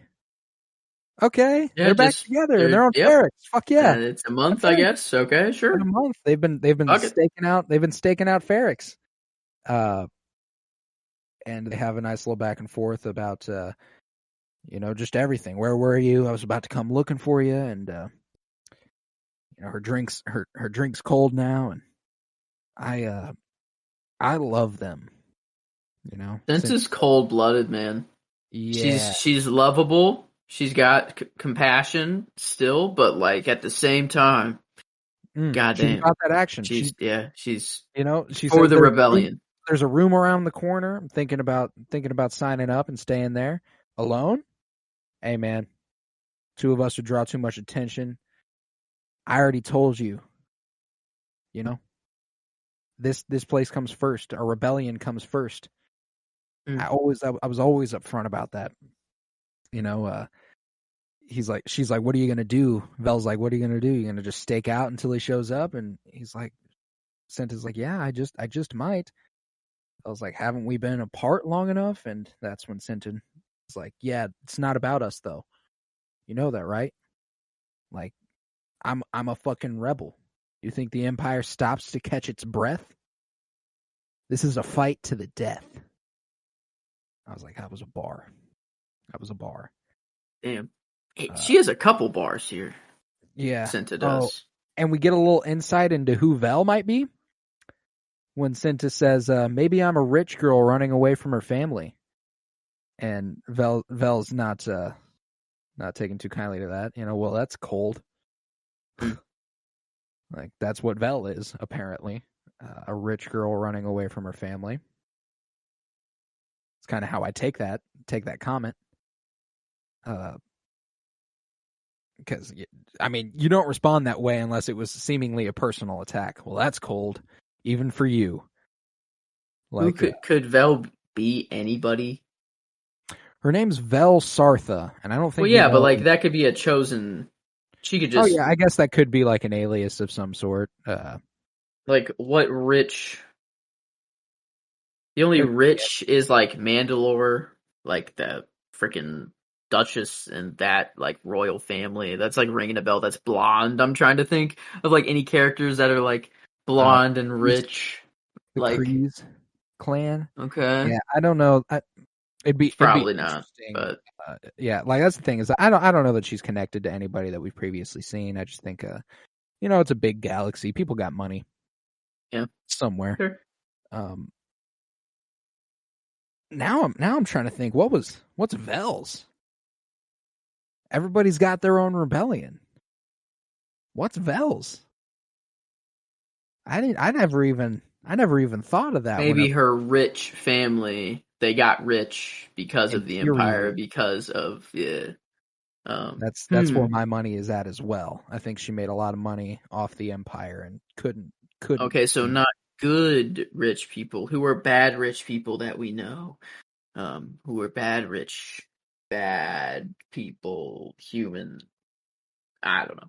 I couldn't tell you. It's just Vel. It's just Vel. That's just Vel. But I love this little line from Cinta here, where she's like, "I'm a mirror, Vel. You love me because I show you what you need to see." And that's probably my actual favorite line of the episode, just because it acknowledges that Vel and Cinta have a loving relationship in a way that isn't slight illusion. It's like, you love me. I appreciate it. Very clear. Yeah, very clear. Upfront nature about that statement. What's she saying there? Like she shows her I guess I just don't fully like understand the point she's trying to drive home. Like the whole conversation is they're talking about how they can't really stay together, and it'll draw too much attention, that it's not about them, it's about the rebellion, whatever. But this kind of feels like you love me. It kind of feels one way. Like the relationship kind of feels like, I don't know. Like this kind of felt like a little like dismissive on the part. I don't know. Like I don't know. Yeah, it kind of, I don't know. I took it more as I remind you what's important. Like, you love me because I don't let you lose sight of what we need to do. Okay, that makes you fell in love with a rebel, and I continually remind you of what we are. Like we are the rebellion. So okay. That's kind of how I've taken it. Yeah. And I like the way they join hands after this, just kind of in a, again, sadly, probably amongst a slight goodbye again, which sucks. But after that, Bix heads over to Pac's shop, where she's asking if she can go ahead and send out a little signal. She needs to look for something in the back, and Pac's like, "Fuck no, no, that can't be good." And he's like, "Fuck, fine, yeah, go ahead." And she heads on out, and she rings the bell. She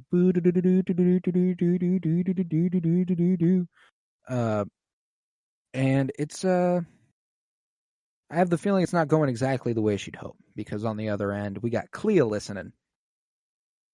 And I take it that Clea is kind of the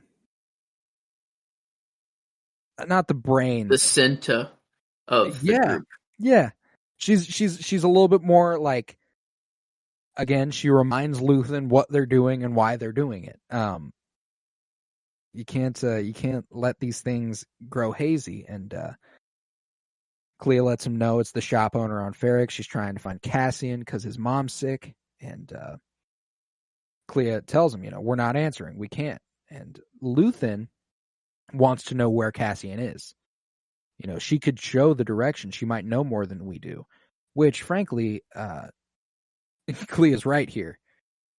She's asking us.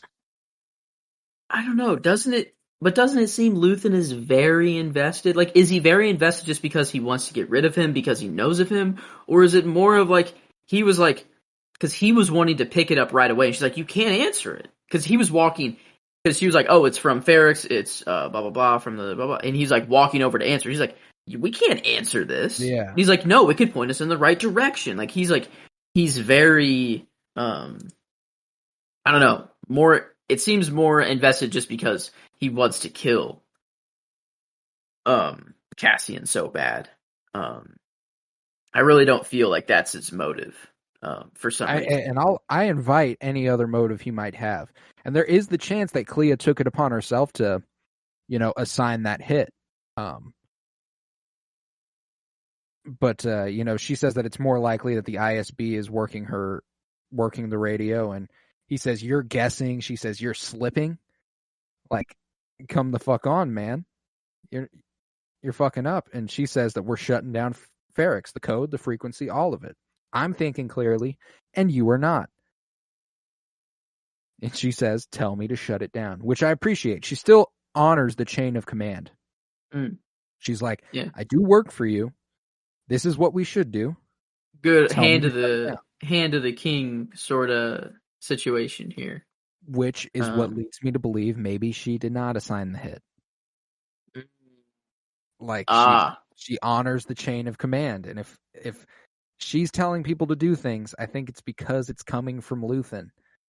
I just don't know. It doesn't seem the way that he's playing it. I don't know. It just doesn't seem that his motivation is truly that he wants to kill him.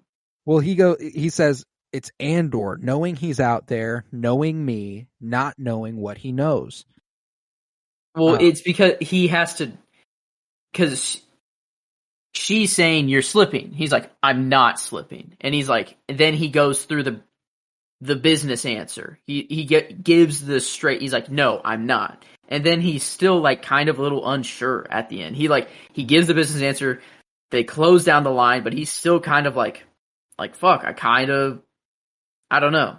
Like, it's the whole thing that like he at least wants to interrogate him, because that line where she says you're slipping and he goes, it's Andor, knowing he's out there, knowing he's out there, knowing me, not knowing what he knows. I took him on my ship. Was I insane? Okay, fair. Yeah. Like, that's like, that to me is a question of like, did I make the right fucking choice? Should I have even done that? And Clea gives him a little credit. You were desperate for Aldhani to work, and it did. We'll find him, just not like this. And he says, Vel and Cinta are out hunting. They're going to try and find him. Are they in Ferrex yet? And they're being extremely careful. But he explains that the woman's name is Bix Colleen, and Vel could have a look if it's safe. They know what they're doing. They're careful. I'm not slipping, Clea. I've just been hiding for too long. I was like, ooh, that was fucking hard. We're loud now. Vulnerability was inevitable. I was like, okay. So is that, is that his way of saying, like, I don't need my identity, like, to be, like, we're loud now. We're going loud. Like, I've been hiding for too long, but I'm still going after anyone who knows of who I am. Yeah, maybe that is sort of a change in position in that moment. But he still comes to the conclusion to go ahead and shut it down, which is like, yes, it's still beneficial to not have anyone know who you are. Yeah, and I would also be willing to wager maybe this just means they're done actively searching for him. Shut it down. We don't need to get that message to Vel and Cinta. They know what they're doing. They're good. We'll figure it out. And maybe that's all it is. But yeah, it is hard to decipher Luthen's complete intentions here. But we do cut back to Bix, disappointed as no one is responding to the message she's trying to send, and the sad fact that this was for naught. This was for nothing, and it costs a whole lot. And we then cut to Vel, who's on the same transport we saw Luthen arrive in. I was wanting so badly for the friendly traveler to pull up, but instead we get this. Hey, leaving Ferrix, are you? Ooh, yeah, you just slips in. If he had shown up, it would it would have been like, oh, this guy knows shit. Yeah, this guy knows shit. But it is in this moment that we get the favorite shot of the episode, the fade between Bix, or not Bix, I keep calling her Bix, Vel and Cinta. The music too. The music is always so good. They have fucked the music, dude. I mean, like, in a good way. Fucked in a very good way. Yeah, like the good kind of fucking. Yeah, the very good. Like, they have done such a good job. Sex. Yeah. They have done a phenomenal job with the Nicholas soundtrack. Patel has been fucking phenomenal, and that was a beautiful shot. The fading to bring them like eye to eye, face to face was really cool. And you see that Cinta is staking out perfectly Cassian's apartment, or Marva's apartment rather. And then we see as Luthen is trying to find a way somewhere. Find a way to Segra Milo. It's like, oh, where's he going? What's he doing? Who's on Segra Milo? What are we doing? And we will get there, and that's a very exciting scene. But then we cut back to Narkina 5, where, sadly, I don't think this is sleepwalking. No. This is a man contemplating what life he has left, and he decides to go ahead and take the step out onto the burning floor, and it means the end of him. Which is, I was like, fuck, man, that's grim, huh? The comments of the prisoners too. We'll be smelling him all night. And like the people that have him on his table, they're like, fuck, now we're screwed. They're not like, oh damn, he really just killed himself like that. That's horrible. Like that, a person that we've been with for, I don't know, however long. Like they're like, damn, now we're gonna be understaffed. And it's like, dang, like, geez. You'll be shorthanded all day tomorrow. Think about that when you're getting fried. Damn.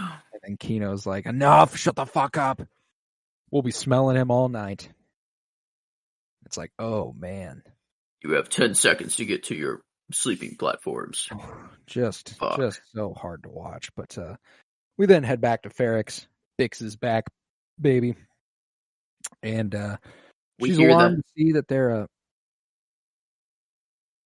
like we hear the beep. The town is clanging. They're clanging. Yeah. Yeah. They're all over Pac's shop, and we see Pac's son getting very, very lively, super upset that he's been detained and that he didn't come home last night, as we learned from Brasso. Man, I feel bad for this kid. And he's threatened with one of those shockers for asking where his dad is. Mm-hmm. And it just sucks that Bix almost certainly has to live with the fact that she kind of pointed him in the right direction. But for some reason, the prefect here knows exactly who Bix is. And is like, Bix Colleen, come on through. Get over here. And that's when Brasso sends her on her way. Go ahead. Get on the fuck out of here. He bodies up. He's like, blocking everybody. Sorry, yeah. Oh God. Brasso's a real one, man. God, a real one. Oh shit, yeah. Oh, you're going that way? I was going that way. Oh God, yeah. But this was a shot in the episode that I've seen in trailers, Bix running, and potentially the best line delivery in all of Star Wars here, when the guy yells, "Get her." Acting like it is the fate of the universe on the line. He is It reminded me. Have you been seeing that clip going around from Family Guy where Lois walks in the room and she sees PETA and she goes, PETA! I haven't. No. It's the greatest voice acting I've ever heard, and that's exactly what this reminded me of. Where it's just like, man, this guy knew he had one line in this show, and he was like, I'm gonna fucking nail this. Okay. Get her! You think this was the first take in the... No way. The director and everyone... mouth was agape. I'd be willing to bet he went harder the first time, and they were like, tone it down a little bit, homie. This is like the seventh time. Yeah. This is toned down a notch 7 times. He's taken a lot of steps back. Like, dude, really? Dude, chill out. Like, holy shit, dude. Just, like, man, no, that's, I don't know. Maybe it was just so crazy the first time that they're like, we have to just keep it in. Yeah, it's 2 seconds. What a great line delivery, dude. Just legendary line delivery. But, after we see Bix running, we cut back to Secret Milo where we see our tube-faced boy from Rogue One. I was like, oh, I love this guy, and I know exactly what he means. It means we're coming to Saw Gerrera. And Luthen plays dumb. So, my friend, the Aldhani garrison, was that you? And Saw's like, I was just about to ask you the same thing. And he's like, nah, man, nah. You never tell me if it was. It's okay. He's like, what? Whoever did it, they're sitting on some fucking dosh. Yeah. Apparently that's some slang for cash. I'd be willing to bet that's exactly the equivalent. Is cash is dosh, which is just dosh. How do they do it, man? How do they do it? It works. Like, that's the thing. It's such a made up word, but it's somewhat close enough that you can be like, yeah, it came from cash. Mm-hmm. Dosh, cash. Like, that's insane. Jazz, jizz. You know? It's like, it's ridiculous, but it's like, it works somehow. I don't understand how they do it. Exactly. But, it was so nice seeing Forrest Whitaker back as Saw Gerrera. And, I think the obvious choice for the best performance is Diego Luna. But since you're giving it to him, and I think I've given it to him like 6 out of the 7 times or something like that, I'm going to go ahead and give it to Forrest Whitaker as Saw Gerrera, because this scene, like, he has, I don't know, 4-5 minutes of screen time, maybe. And what he does with it, this man just, I love the character Saw Gerrera, and I am so glad Forrest Whitaker is the guy who plays him. I wouldn't want it any other way, but he asked, like, would I be out here in the fucking cold if I had just pinched 100 million credits? And Luthen's like, yes, that is exactly what you would do with 100 million credits. And he says, and that's exactly what I would say if I were you. And the way it just keeps playing on the idea of nobody trusting each other and the inability to form a foundation in this rebellion. And Luthen shoots back, if you're trying to convince me it was you, it's working. It's like, oh, man. And then I think he gets into his most, like, the best part of his performance here, when he's just listing off all the different political views, like first, but before that he goes, let's agree it was a masterpiece. And Luthen's like, I definitely know it's you. Now I definitely know. Fucking legendary shit. But aren't you tired of playing behind the scenes, Luthen? Aren't you tired of fighting with people who agree with you, Saw? Yeah, that's always been Saw Gerrera's problem, is that he's at odds with everybody. He likes to work alone because he can't trust anybody. It was a stray shot from Republic fighters who were fighting alongside him that killed his sister back in the Clone Wars. Like, even the people he fights alongside have found a way to fuck him. in the past. So he's very careful.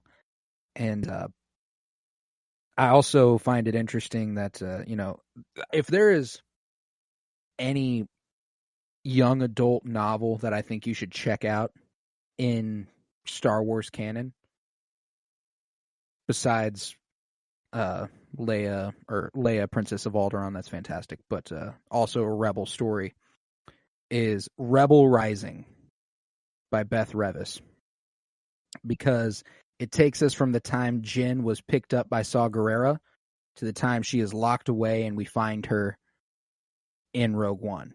And it's the time she spent with Saw, the way Saw taught her. And, the way that in Rogue One, he's like, you were my best soldier. Like I knew I could count on you. I knew that if I let you go at 16, you would be just fine. I wasn't abandoning you. People were starting to ask questions. It takes us through their entire dynamic. And that, like, I already loved Saw Gerrera, but if you're looking to love Saw Gerrera more, read or listen to that book, because he's just a phenomenal character. And like the way he accepts a little bit more of a fatherly relationship to Jyn in that. And there's a part of the Rogue One novelization where they don't show it in the movie, but as the Death Star strikes Jeddah and Jin's watching the clip of her dad being like, "My Stardust, I always loved you, and I will always love you." As Saw watches the Death Star strike, he like turns back to Jyn and goes, "My daughter." And that's one of the cool, great things about their relationship, is that he truly does look at himself and she looks at him as a father. And that's something the books get into a little bit more than the movies give them a chance to. And so like, just knowing this is after all that, Jin's not around anymore. He's already left her somewhere. And so that's something Rebel Rising leads to, is that by the end of the book, he trusts nobody. There's not a soul that he trusts. And it'll be interesting. I don't know that this is necessarily,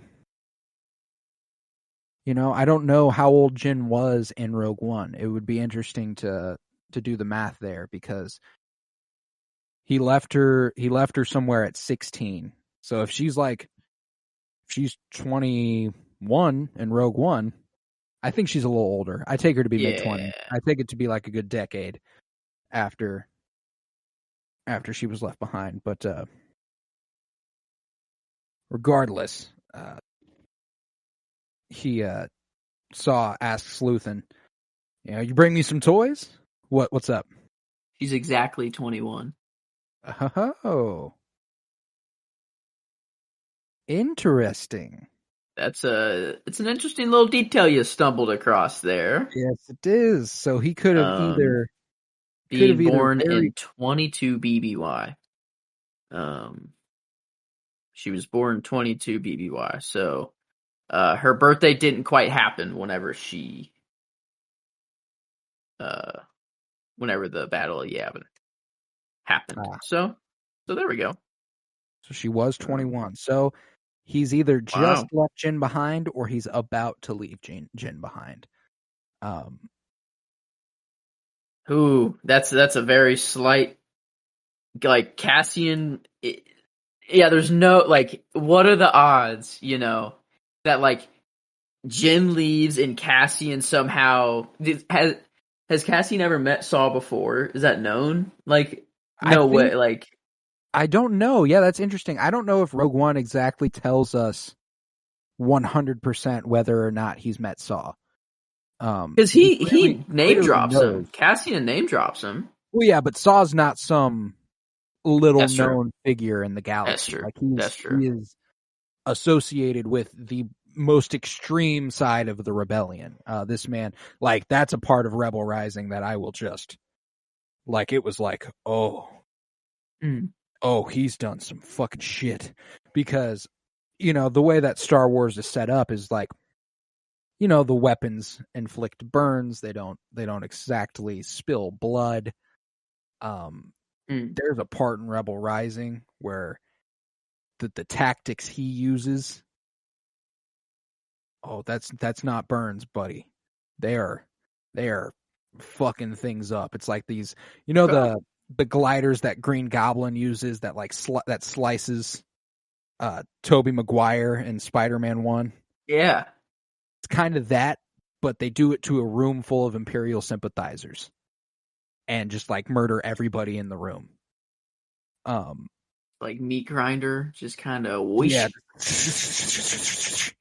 And wow. Jin saw the whole thing and was like scarred by it. So like it's like that's some and that's a young adult novel. So every time I read like one of the young adult novels, I'm always like, what the fuck makes this young adult? Every single time with Star Wars, because it's really all it is that the main character is a teenager at the time the stories take place.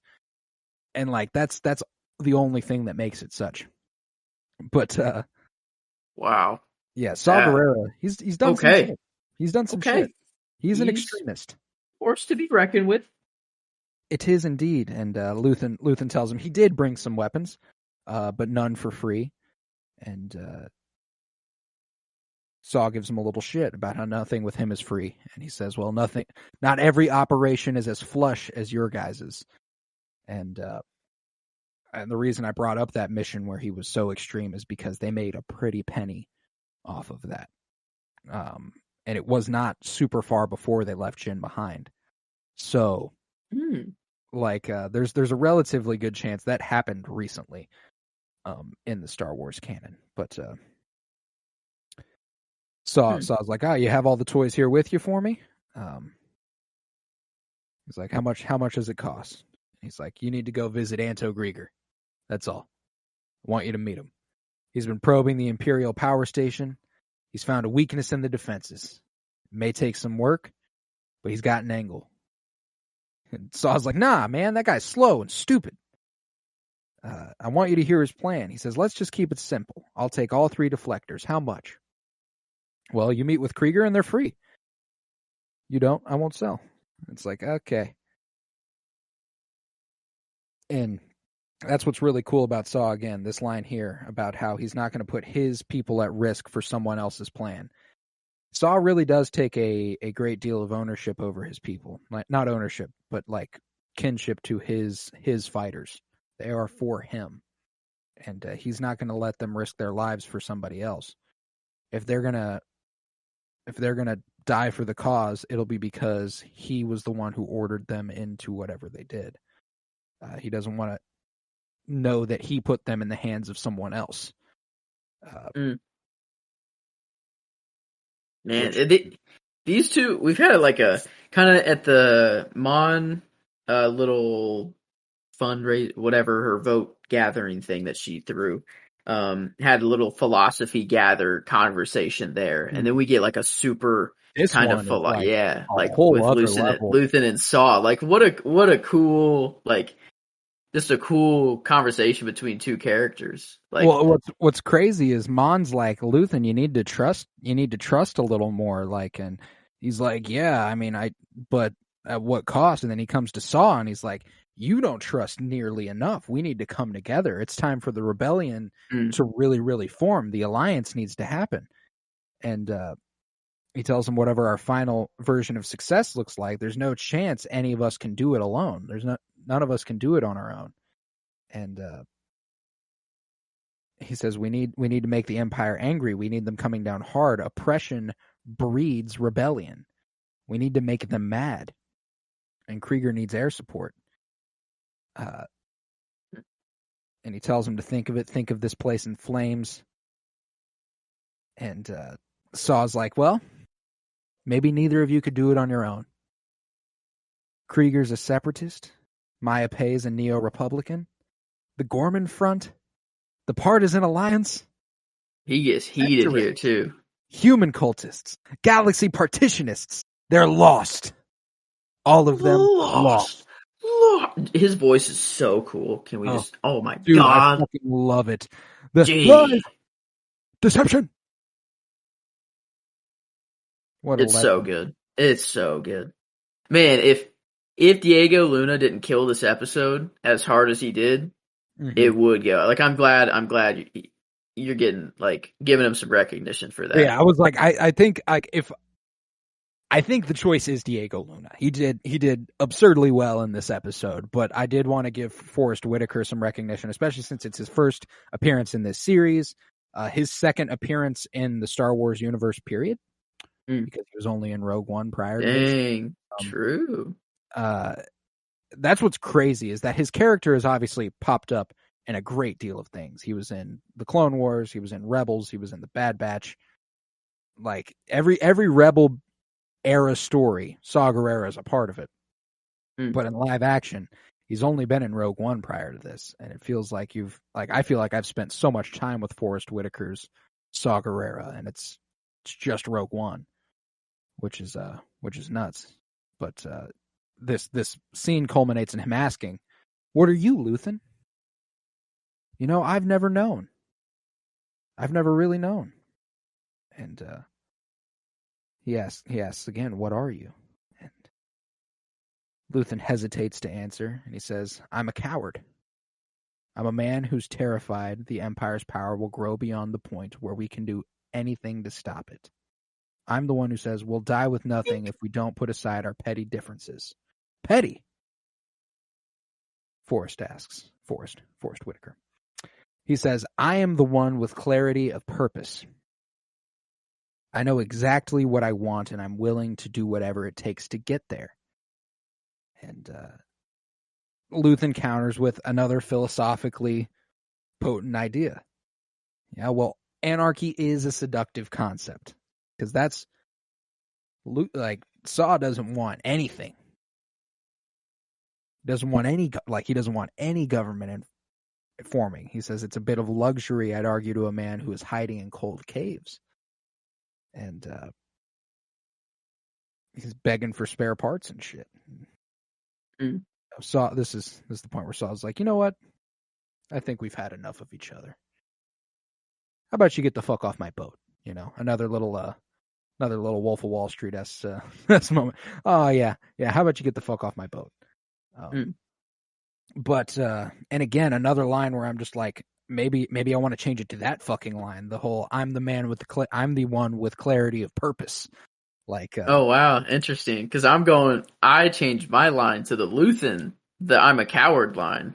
I'm kind of more like I don't know, like just I don't know if I want to change like my favorite scene to this, because I want to give some nod to this part of the episode for sure, because it was just so good.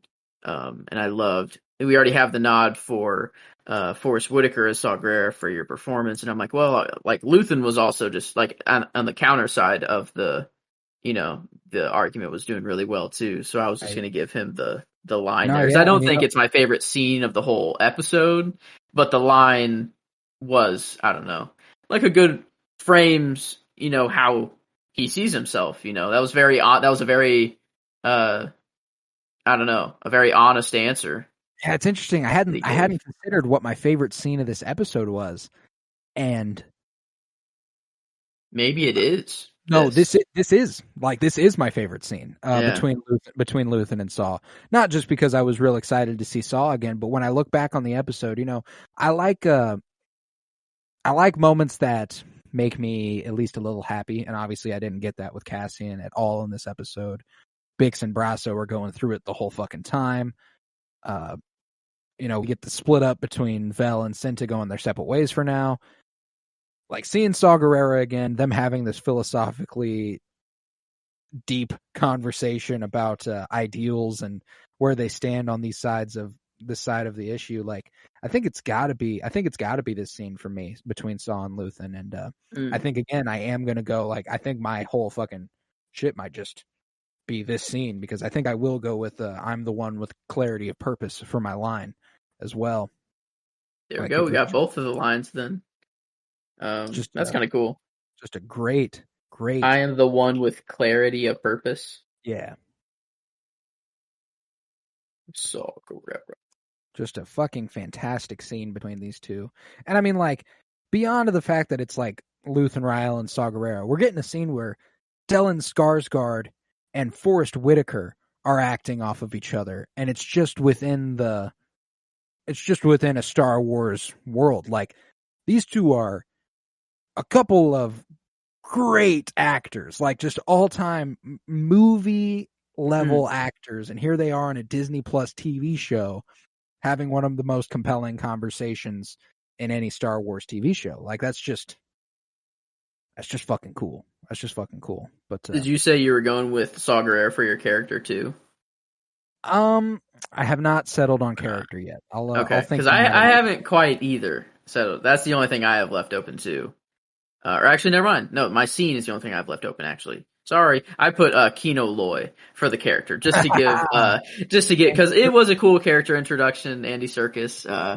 I'm trying to spread the love this episode. I guess spread the love. I fuck with it. And since you already put Cassian, Diego Luna as Cassian for your performance, I don't like. My gut obviously goes Cassian Andor for favorite character, but.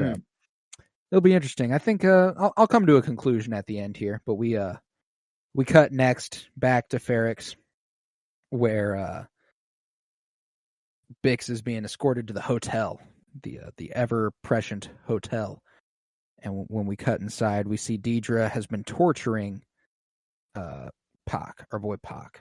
Sorry to my dude Pac, but the prefect comes up and is like, she's on her way up. Should we clear the room? And Deidre goes, no, I'd like her to see him. And then as soon as she comes up, the way she flips the script and is like, what are you doing? Get him out of here. I was like, damn, she's playing some mind games, bro. Like, that's...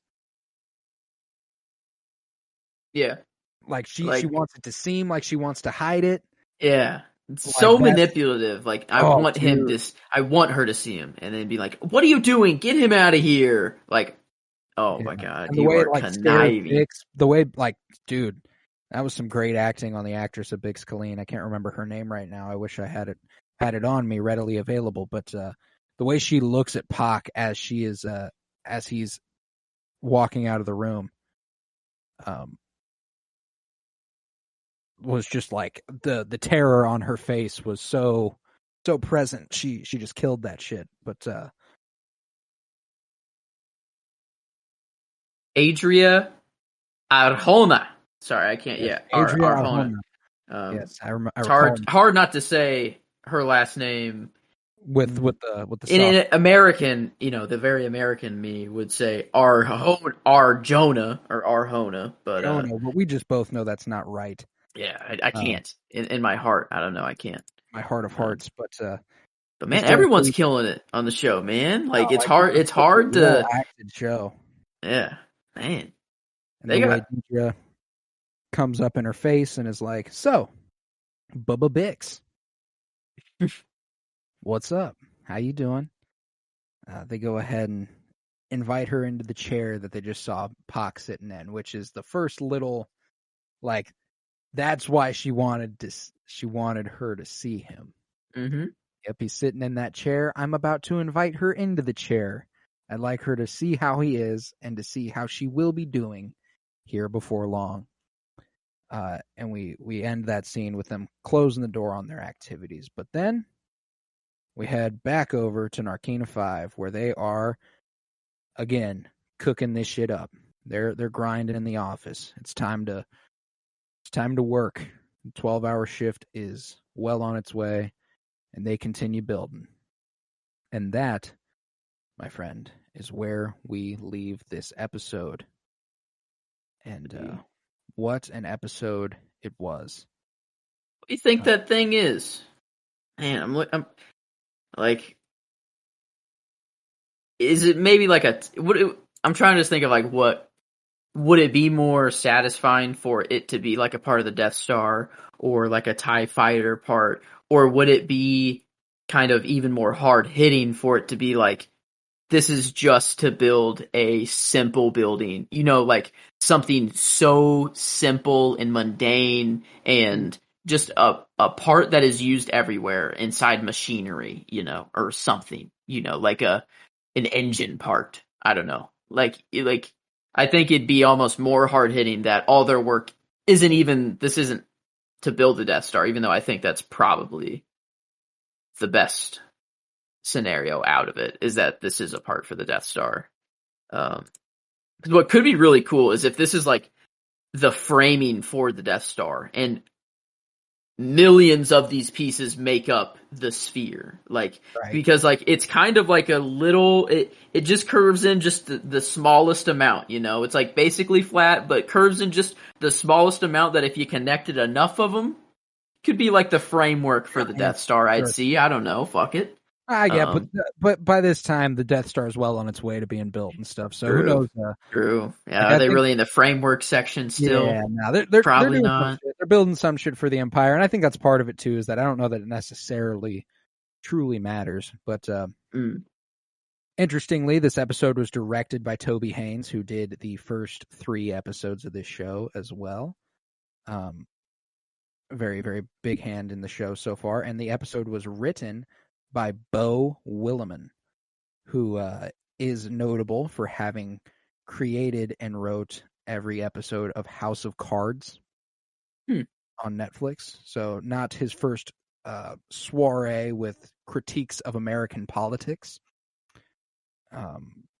And he will be the writer. This essentially confirms that this is the first episode in a new 3-episode arc.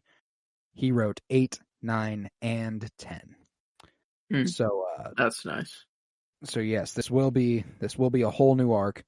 The 7 was just a nice little one-off, kind of setting us up for the rest of the season.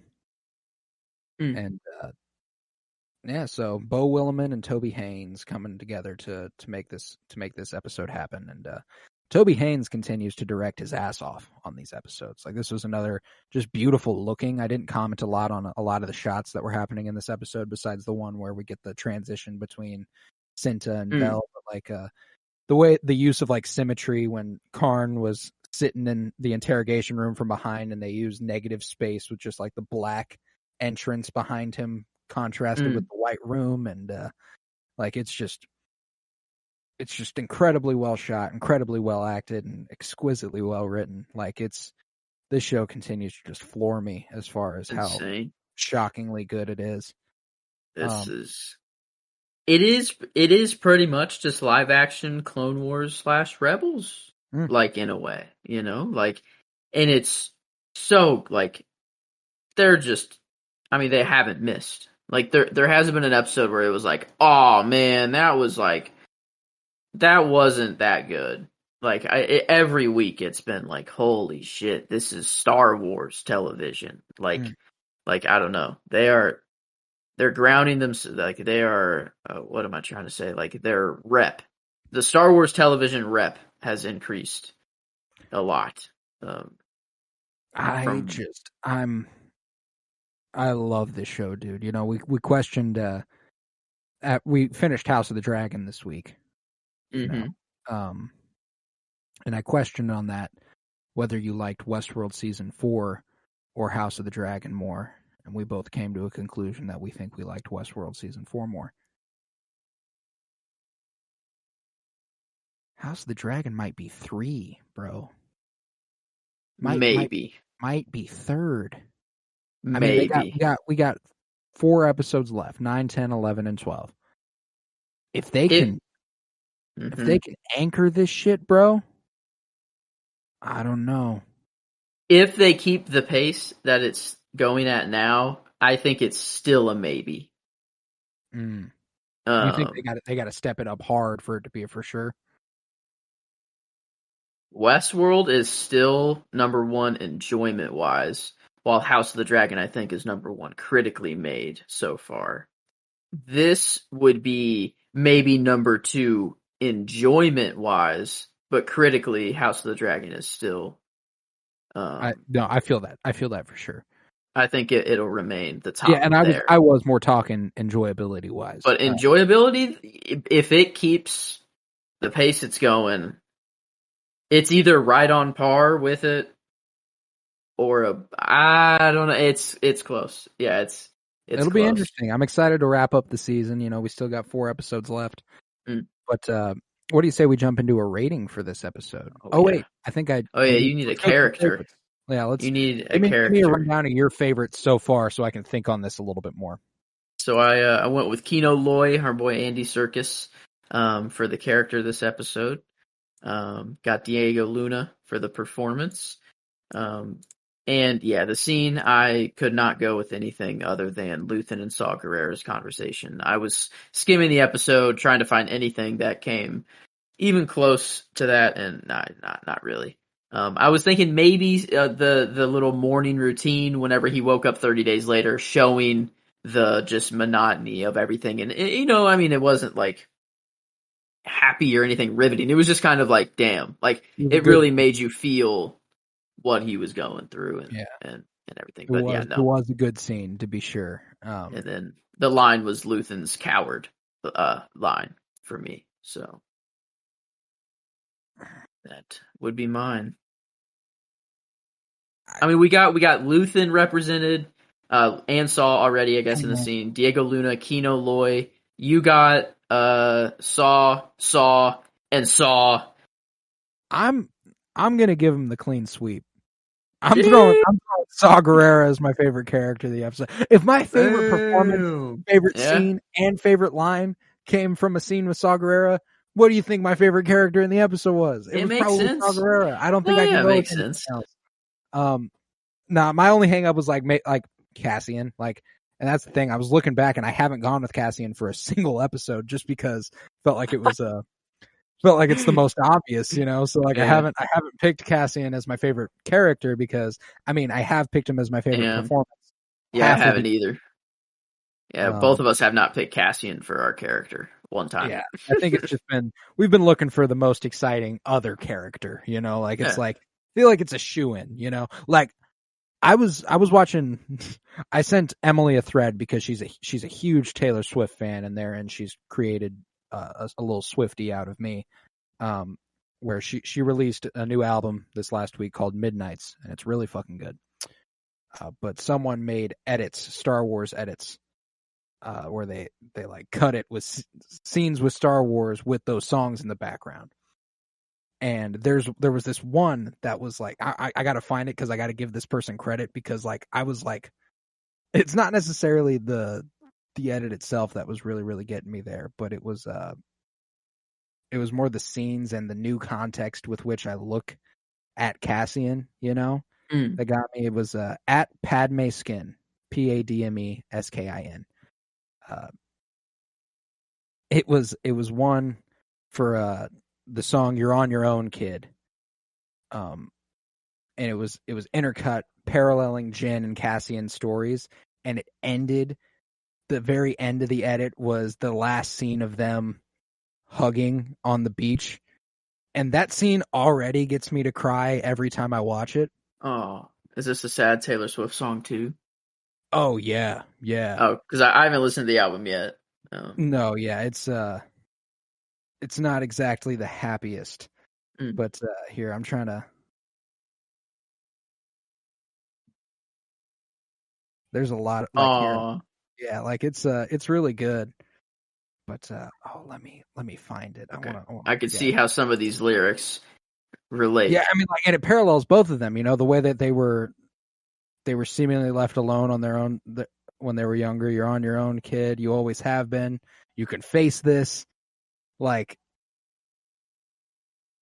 then it ends with them together, and it's like, oh, that's so cute. That's so cute. But yeah, so I fucking loved that, and I just know I'm holding off on watching Rogue One until after we finish season 1 of Andor. Oh, that'll be a good time to rewatch after season 1's over. That movie already fucks me up and makes me cry every single time I watch it. Oh, shit. It's going to be so much worse. Because I was already attached. I was attached to mostly Jyn watching that movie. Yeah. Now it's going to be no. Oh, fuck. That movie just keeps getting better. We have called it fine wine before. It is literally the best. It's the best Star Wars movie. I want every spinoff you could possibly give me from that show. I want an adaptation of that book, Rebel Rising, showing us Jyn growing up with Saw. I want that. Give us Urso.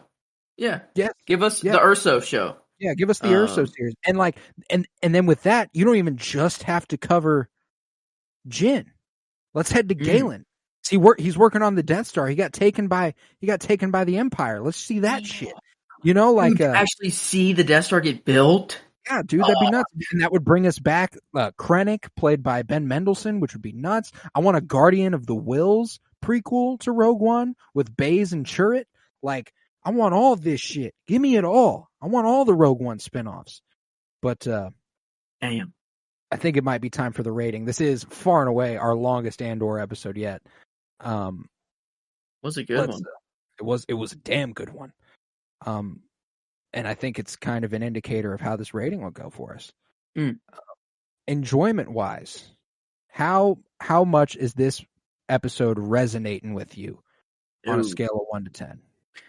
I mean, damn, it got us to talk about some real world shit. It was just a great episode of television as well, you know, to push the story along. You know, whether there was insane action, whatever, no. But like story wise, this show continues to just make me go, God, I think I could go a whole Star Wars series without action if that's what they wanted to do. If it was like this, yeah. Oh my God. Literally, I think whenever this show is all said and done and season 1 is in the books, this might just be the best Star Wars movie, playing episode 1 to 12 back to back continuously for that long. Have like 2 intermissions or 3 intermissions maybe, watching in 3 episode chunks. Yeah. Like, dude, I don't know. This is just like some of the best Star Wars content just ever made. I don't know. I think I don't know. I stayed up for 2 a.m. for this one. I watched it after the Tales of the Jedi as well. So I watched the Tales of the Jedi first and then Andor.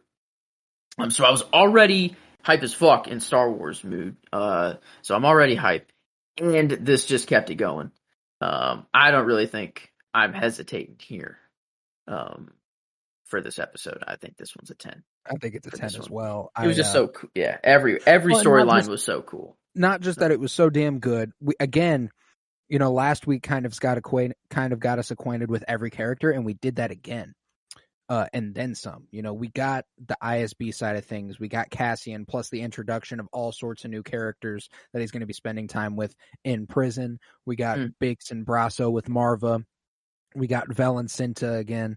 Like, we got Mon Mothma doing her shit with Take Homa. Like, we hit every stop that we would need to. This episode was so fucking full, and we got additions. You know, seeing Andy Serkis, seeing Forrest Whitaker pop up, getting a scene between Stellan Skarsgård and Forrest Whitaker is just nuts. Like, I have no doubt that this was a 10 out of 10. I do think the genre one, this is where it'll get a little more interesting. Just because, you know, compared to other spy episodes of this show, I don't think it stands up quite as high.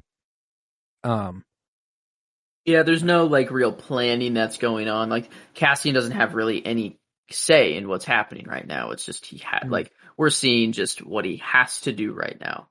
There's no plot. There's no, you know, we see some things, you know, people communicating with each other. We see like a little bit of some plot with that storyline, but I mean, yeah, as far as the spy stuff goes, like, it was suspenseful this episode, I'd say. Like, the music, like, was keeping me, like, I don't know, it was so synthy, so just eerie. The music was this episode. I don't know, I really dig it, but I don't know, I'd say, I mean, the lowest we've given one this season is episode 1. We gave that a 9 for the genre. And I mean, I think I might have to get a new low for the genre side of things, just because it was so light on that sort of on that sort of stuff, especially now that we really know what the series is. You know, episode 1, it was kind of like, we were like, in fact, if we went back and watched episode 1 with the idea of what the series is now, we would probably give it a lower genre rating than we did. Yeah. I would probably 8.5. I mean, like, yeah, I mean, even an 8, like, possibly, but that's like still. That's the thing, is that an 8 is still very good. Yeah, well, and that's the other thing is that, like, But is while it? the spy espionage thriller is sort of the key here, we can't lose sight of the fact that it is also Star Wars. Mm-hmm. Fantasy, and on that side of things, action, adventure, drama. Really? Yeah, right. That's all IMDb gives it: action, adventure, drama. I mean, and on the drama side of things, on the Star Wars side of things, this is knocking it out of the park. I think this one was just falling a little short on the spy side of things. So I'm cool with anywhere from an 8 to an 8.5. I think that's fair. I think 8.5 then, just for the little spy dip, 1.5 dip for the spy. Yeah. See. Mm. Now, what's interesting about this episode, now that we're at the critical rating,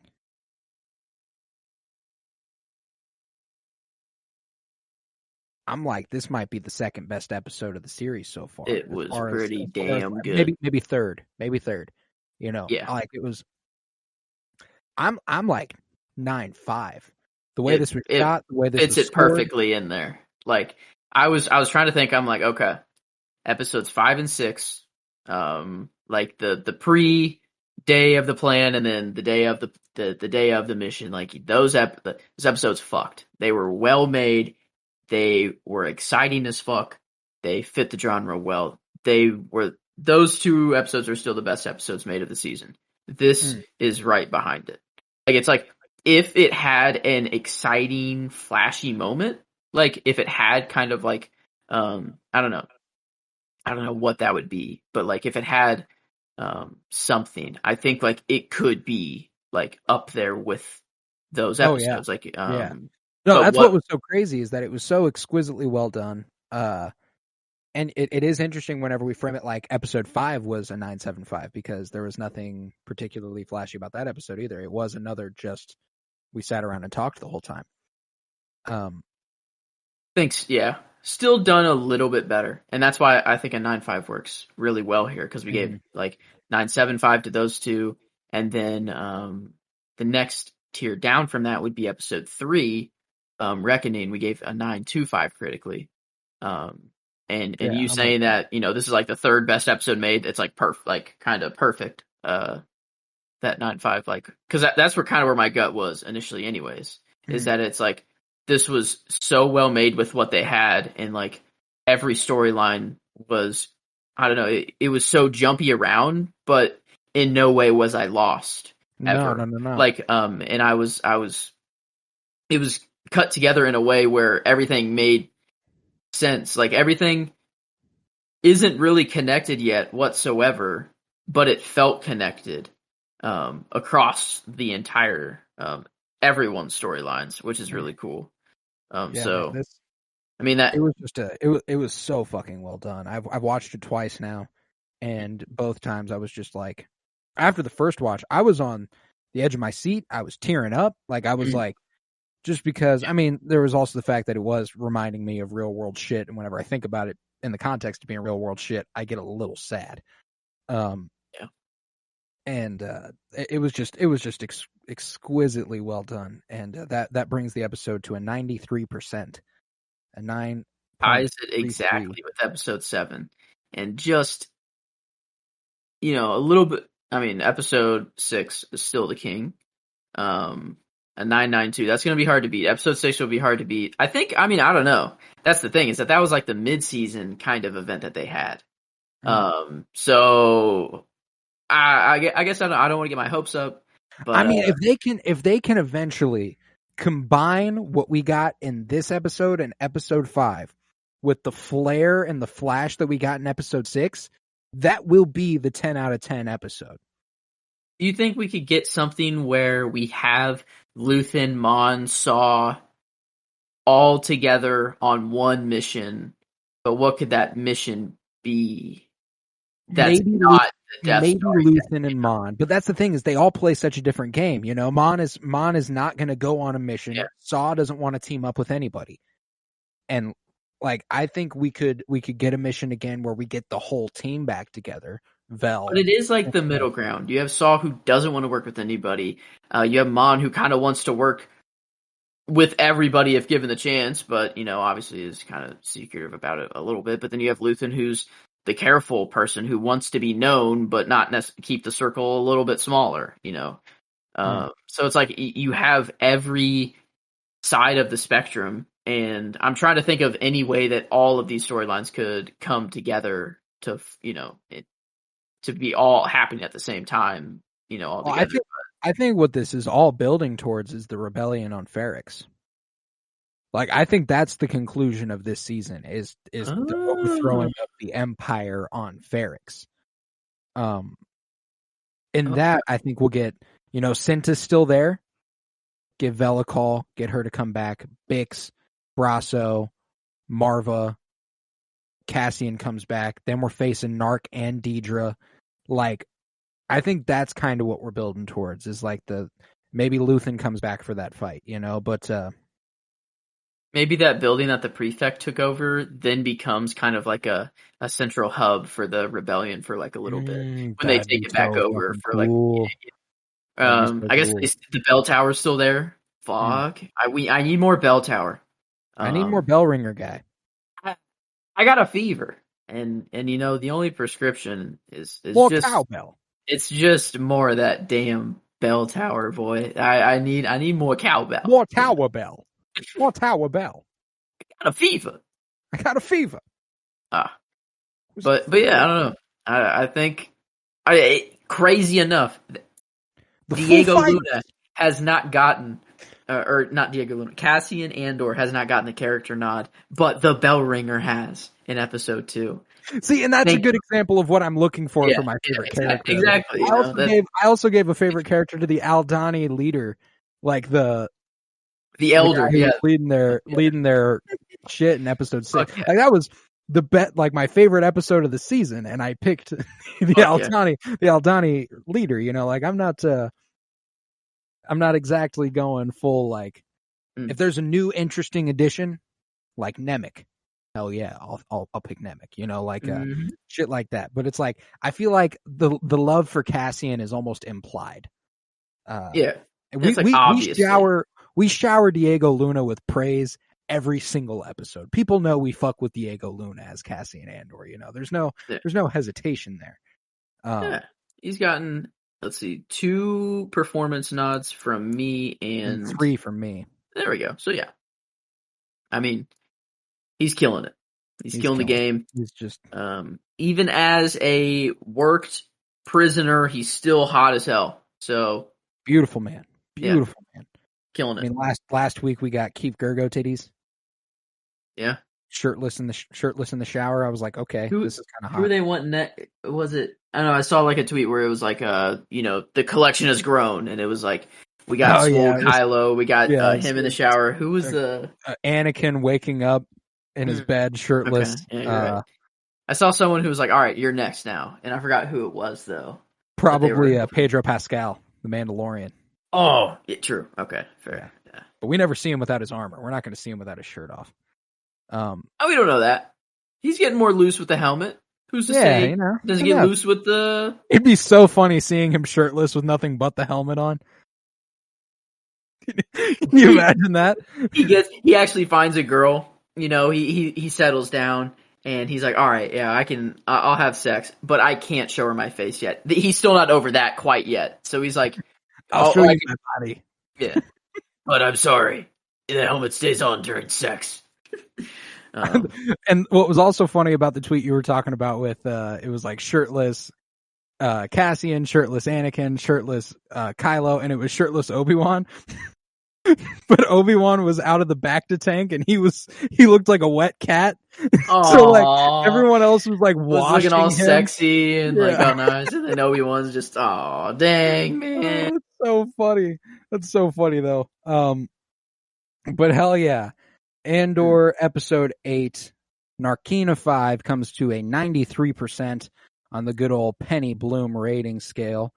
And what a goodie. What a goodie that this was. Of the about 1,000 people who rated it on IMDb so far, gave it an 8.5. So, I guess do that with what you will. Gave it a whole point higher critically. There you go. That's because I don't know. I love some Star Wars, and these people. Dude, I love me some Star Wars. Yeah. I love me some Star Wars. But with that, I think we'll conclude this because this is a behemoth of an episode. We've arrived at the 2 hour and 40-minute mark. If you would, head to patreon.com/CoroBloom, COROBLOOM, where you'll find over 50 hours of exclusive content. See, 2 hours and 40 minutes is just a drop in a bucket compared to that. And all that's available at patreon.com/CoroBloom. For $3 a month, you can support this podcast, and it means a great deal to me because it costs me money, and I don't make any off of it unless it's over there. So that would be a great help. If you would, head to Twitter, follow at PennyBloomPod, follow on Instagram at PennyBloomPodcast. If you're fucking with me and Joe, every Monday, starting next Monday, Winter is Blooming begins, a Game of Thrones rewatch podcast. Where you can expect, again, some behemoth episodes I anticipate on Game of Thrones for the next 73 weeks. 73 episodes of Thrones, 73 episodes covering it. We cannot wait to get into that. So Winter is Blooming. That starts next Monday, and I cannot wait. The 52-year journey through film is ongoing. This Friday brings us to 2013's Wolf of Wall Street. Last Friday was 2012's Django Unchained. We've got movie coverage going all the way back to 1970 from January 1st and every Friday after. We've covered a movie from every succeeding year. So go check we got monstrous content over here.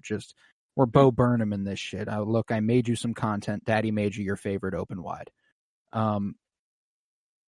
With that, I was Colton Robertson. I was joined by Joseph George. Thank you very much, homie. Oh, thank you for having me. It's always a pleasure to be here. Oh, and it is always a pleasure to have you. And remember, peace, love, and bloom. And I am the one with clarity of purpose.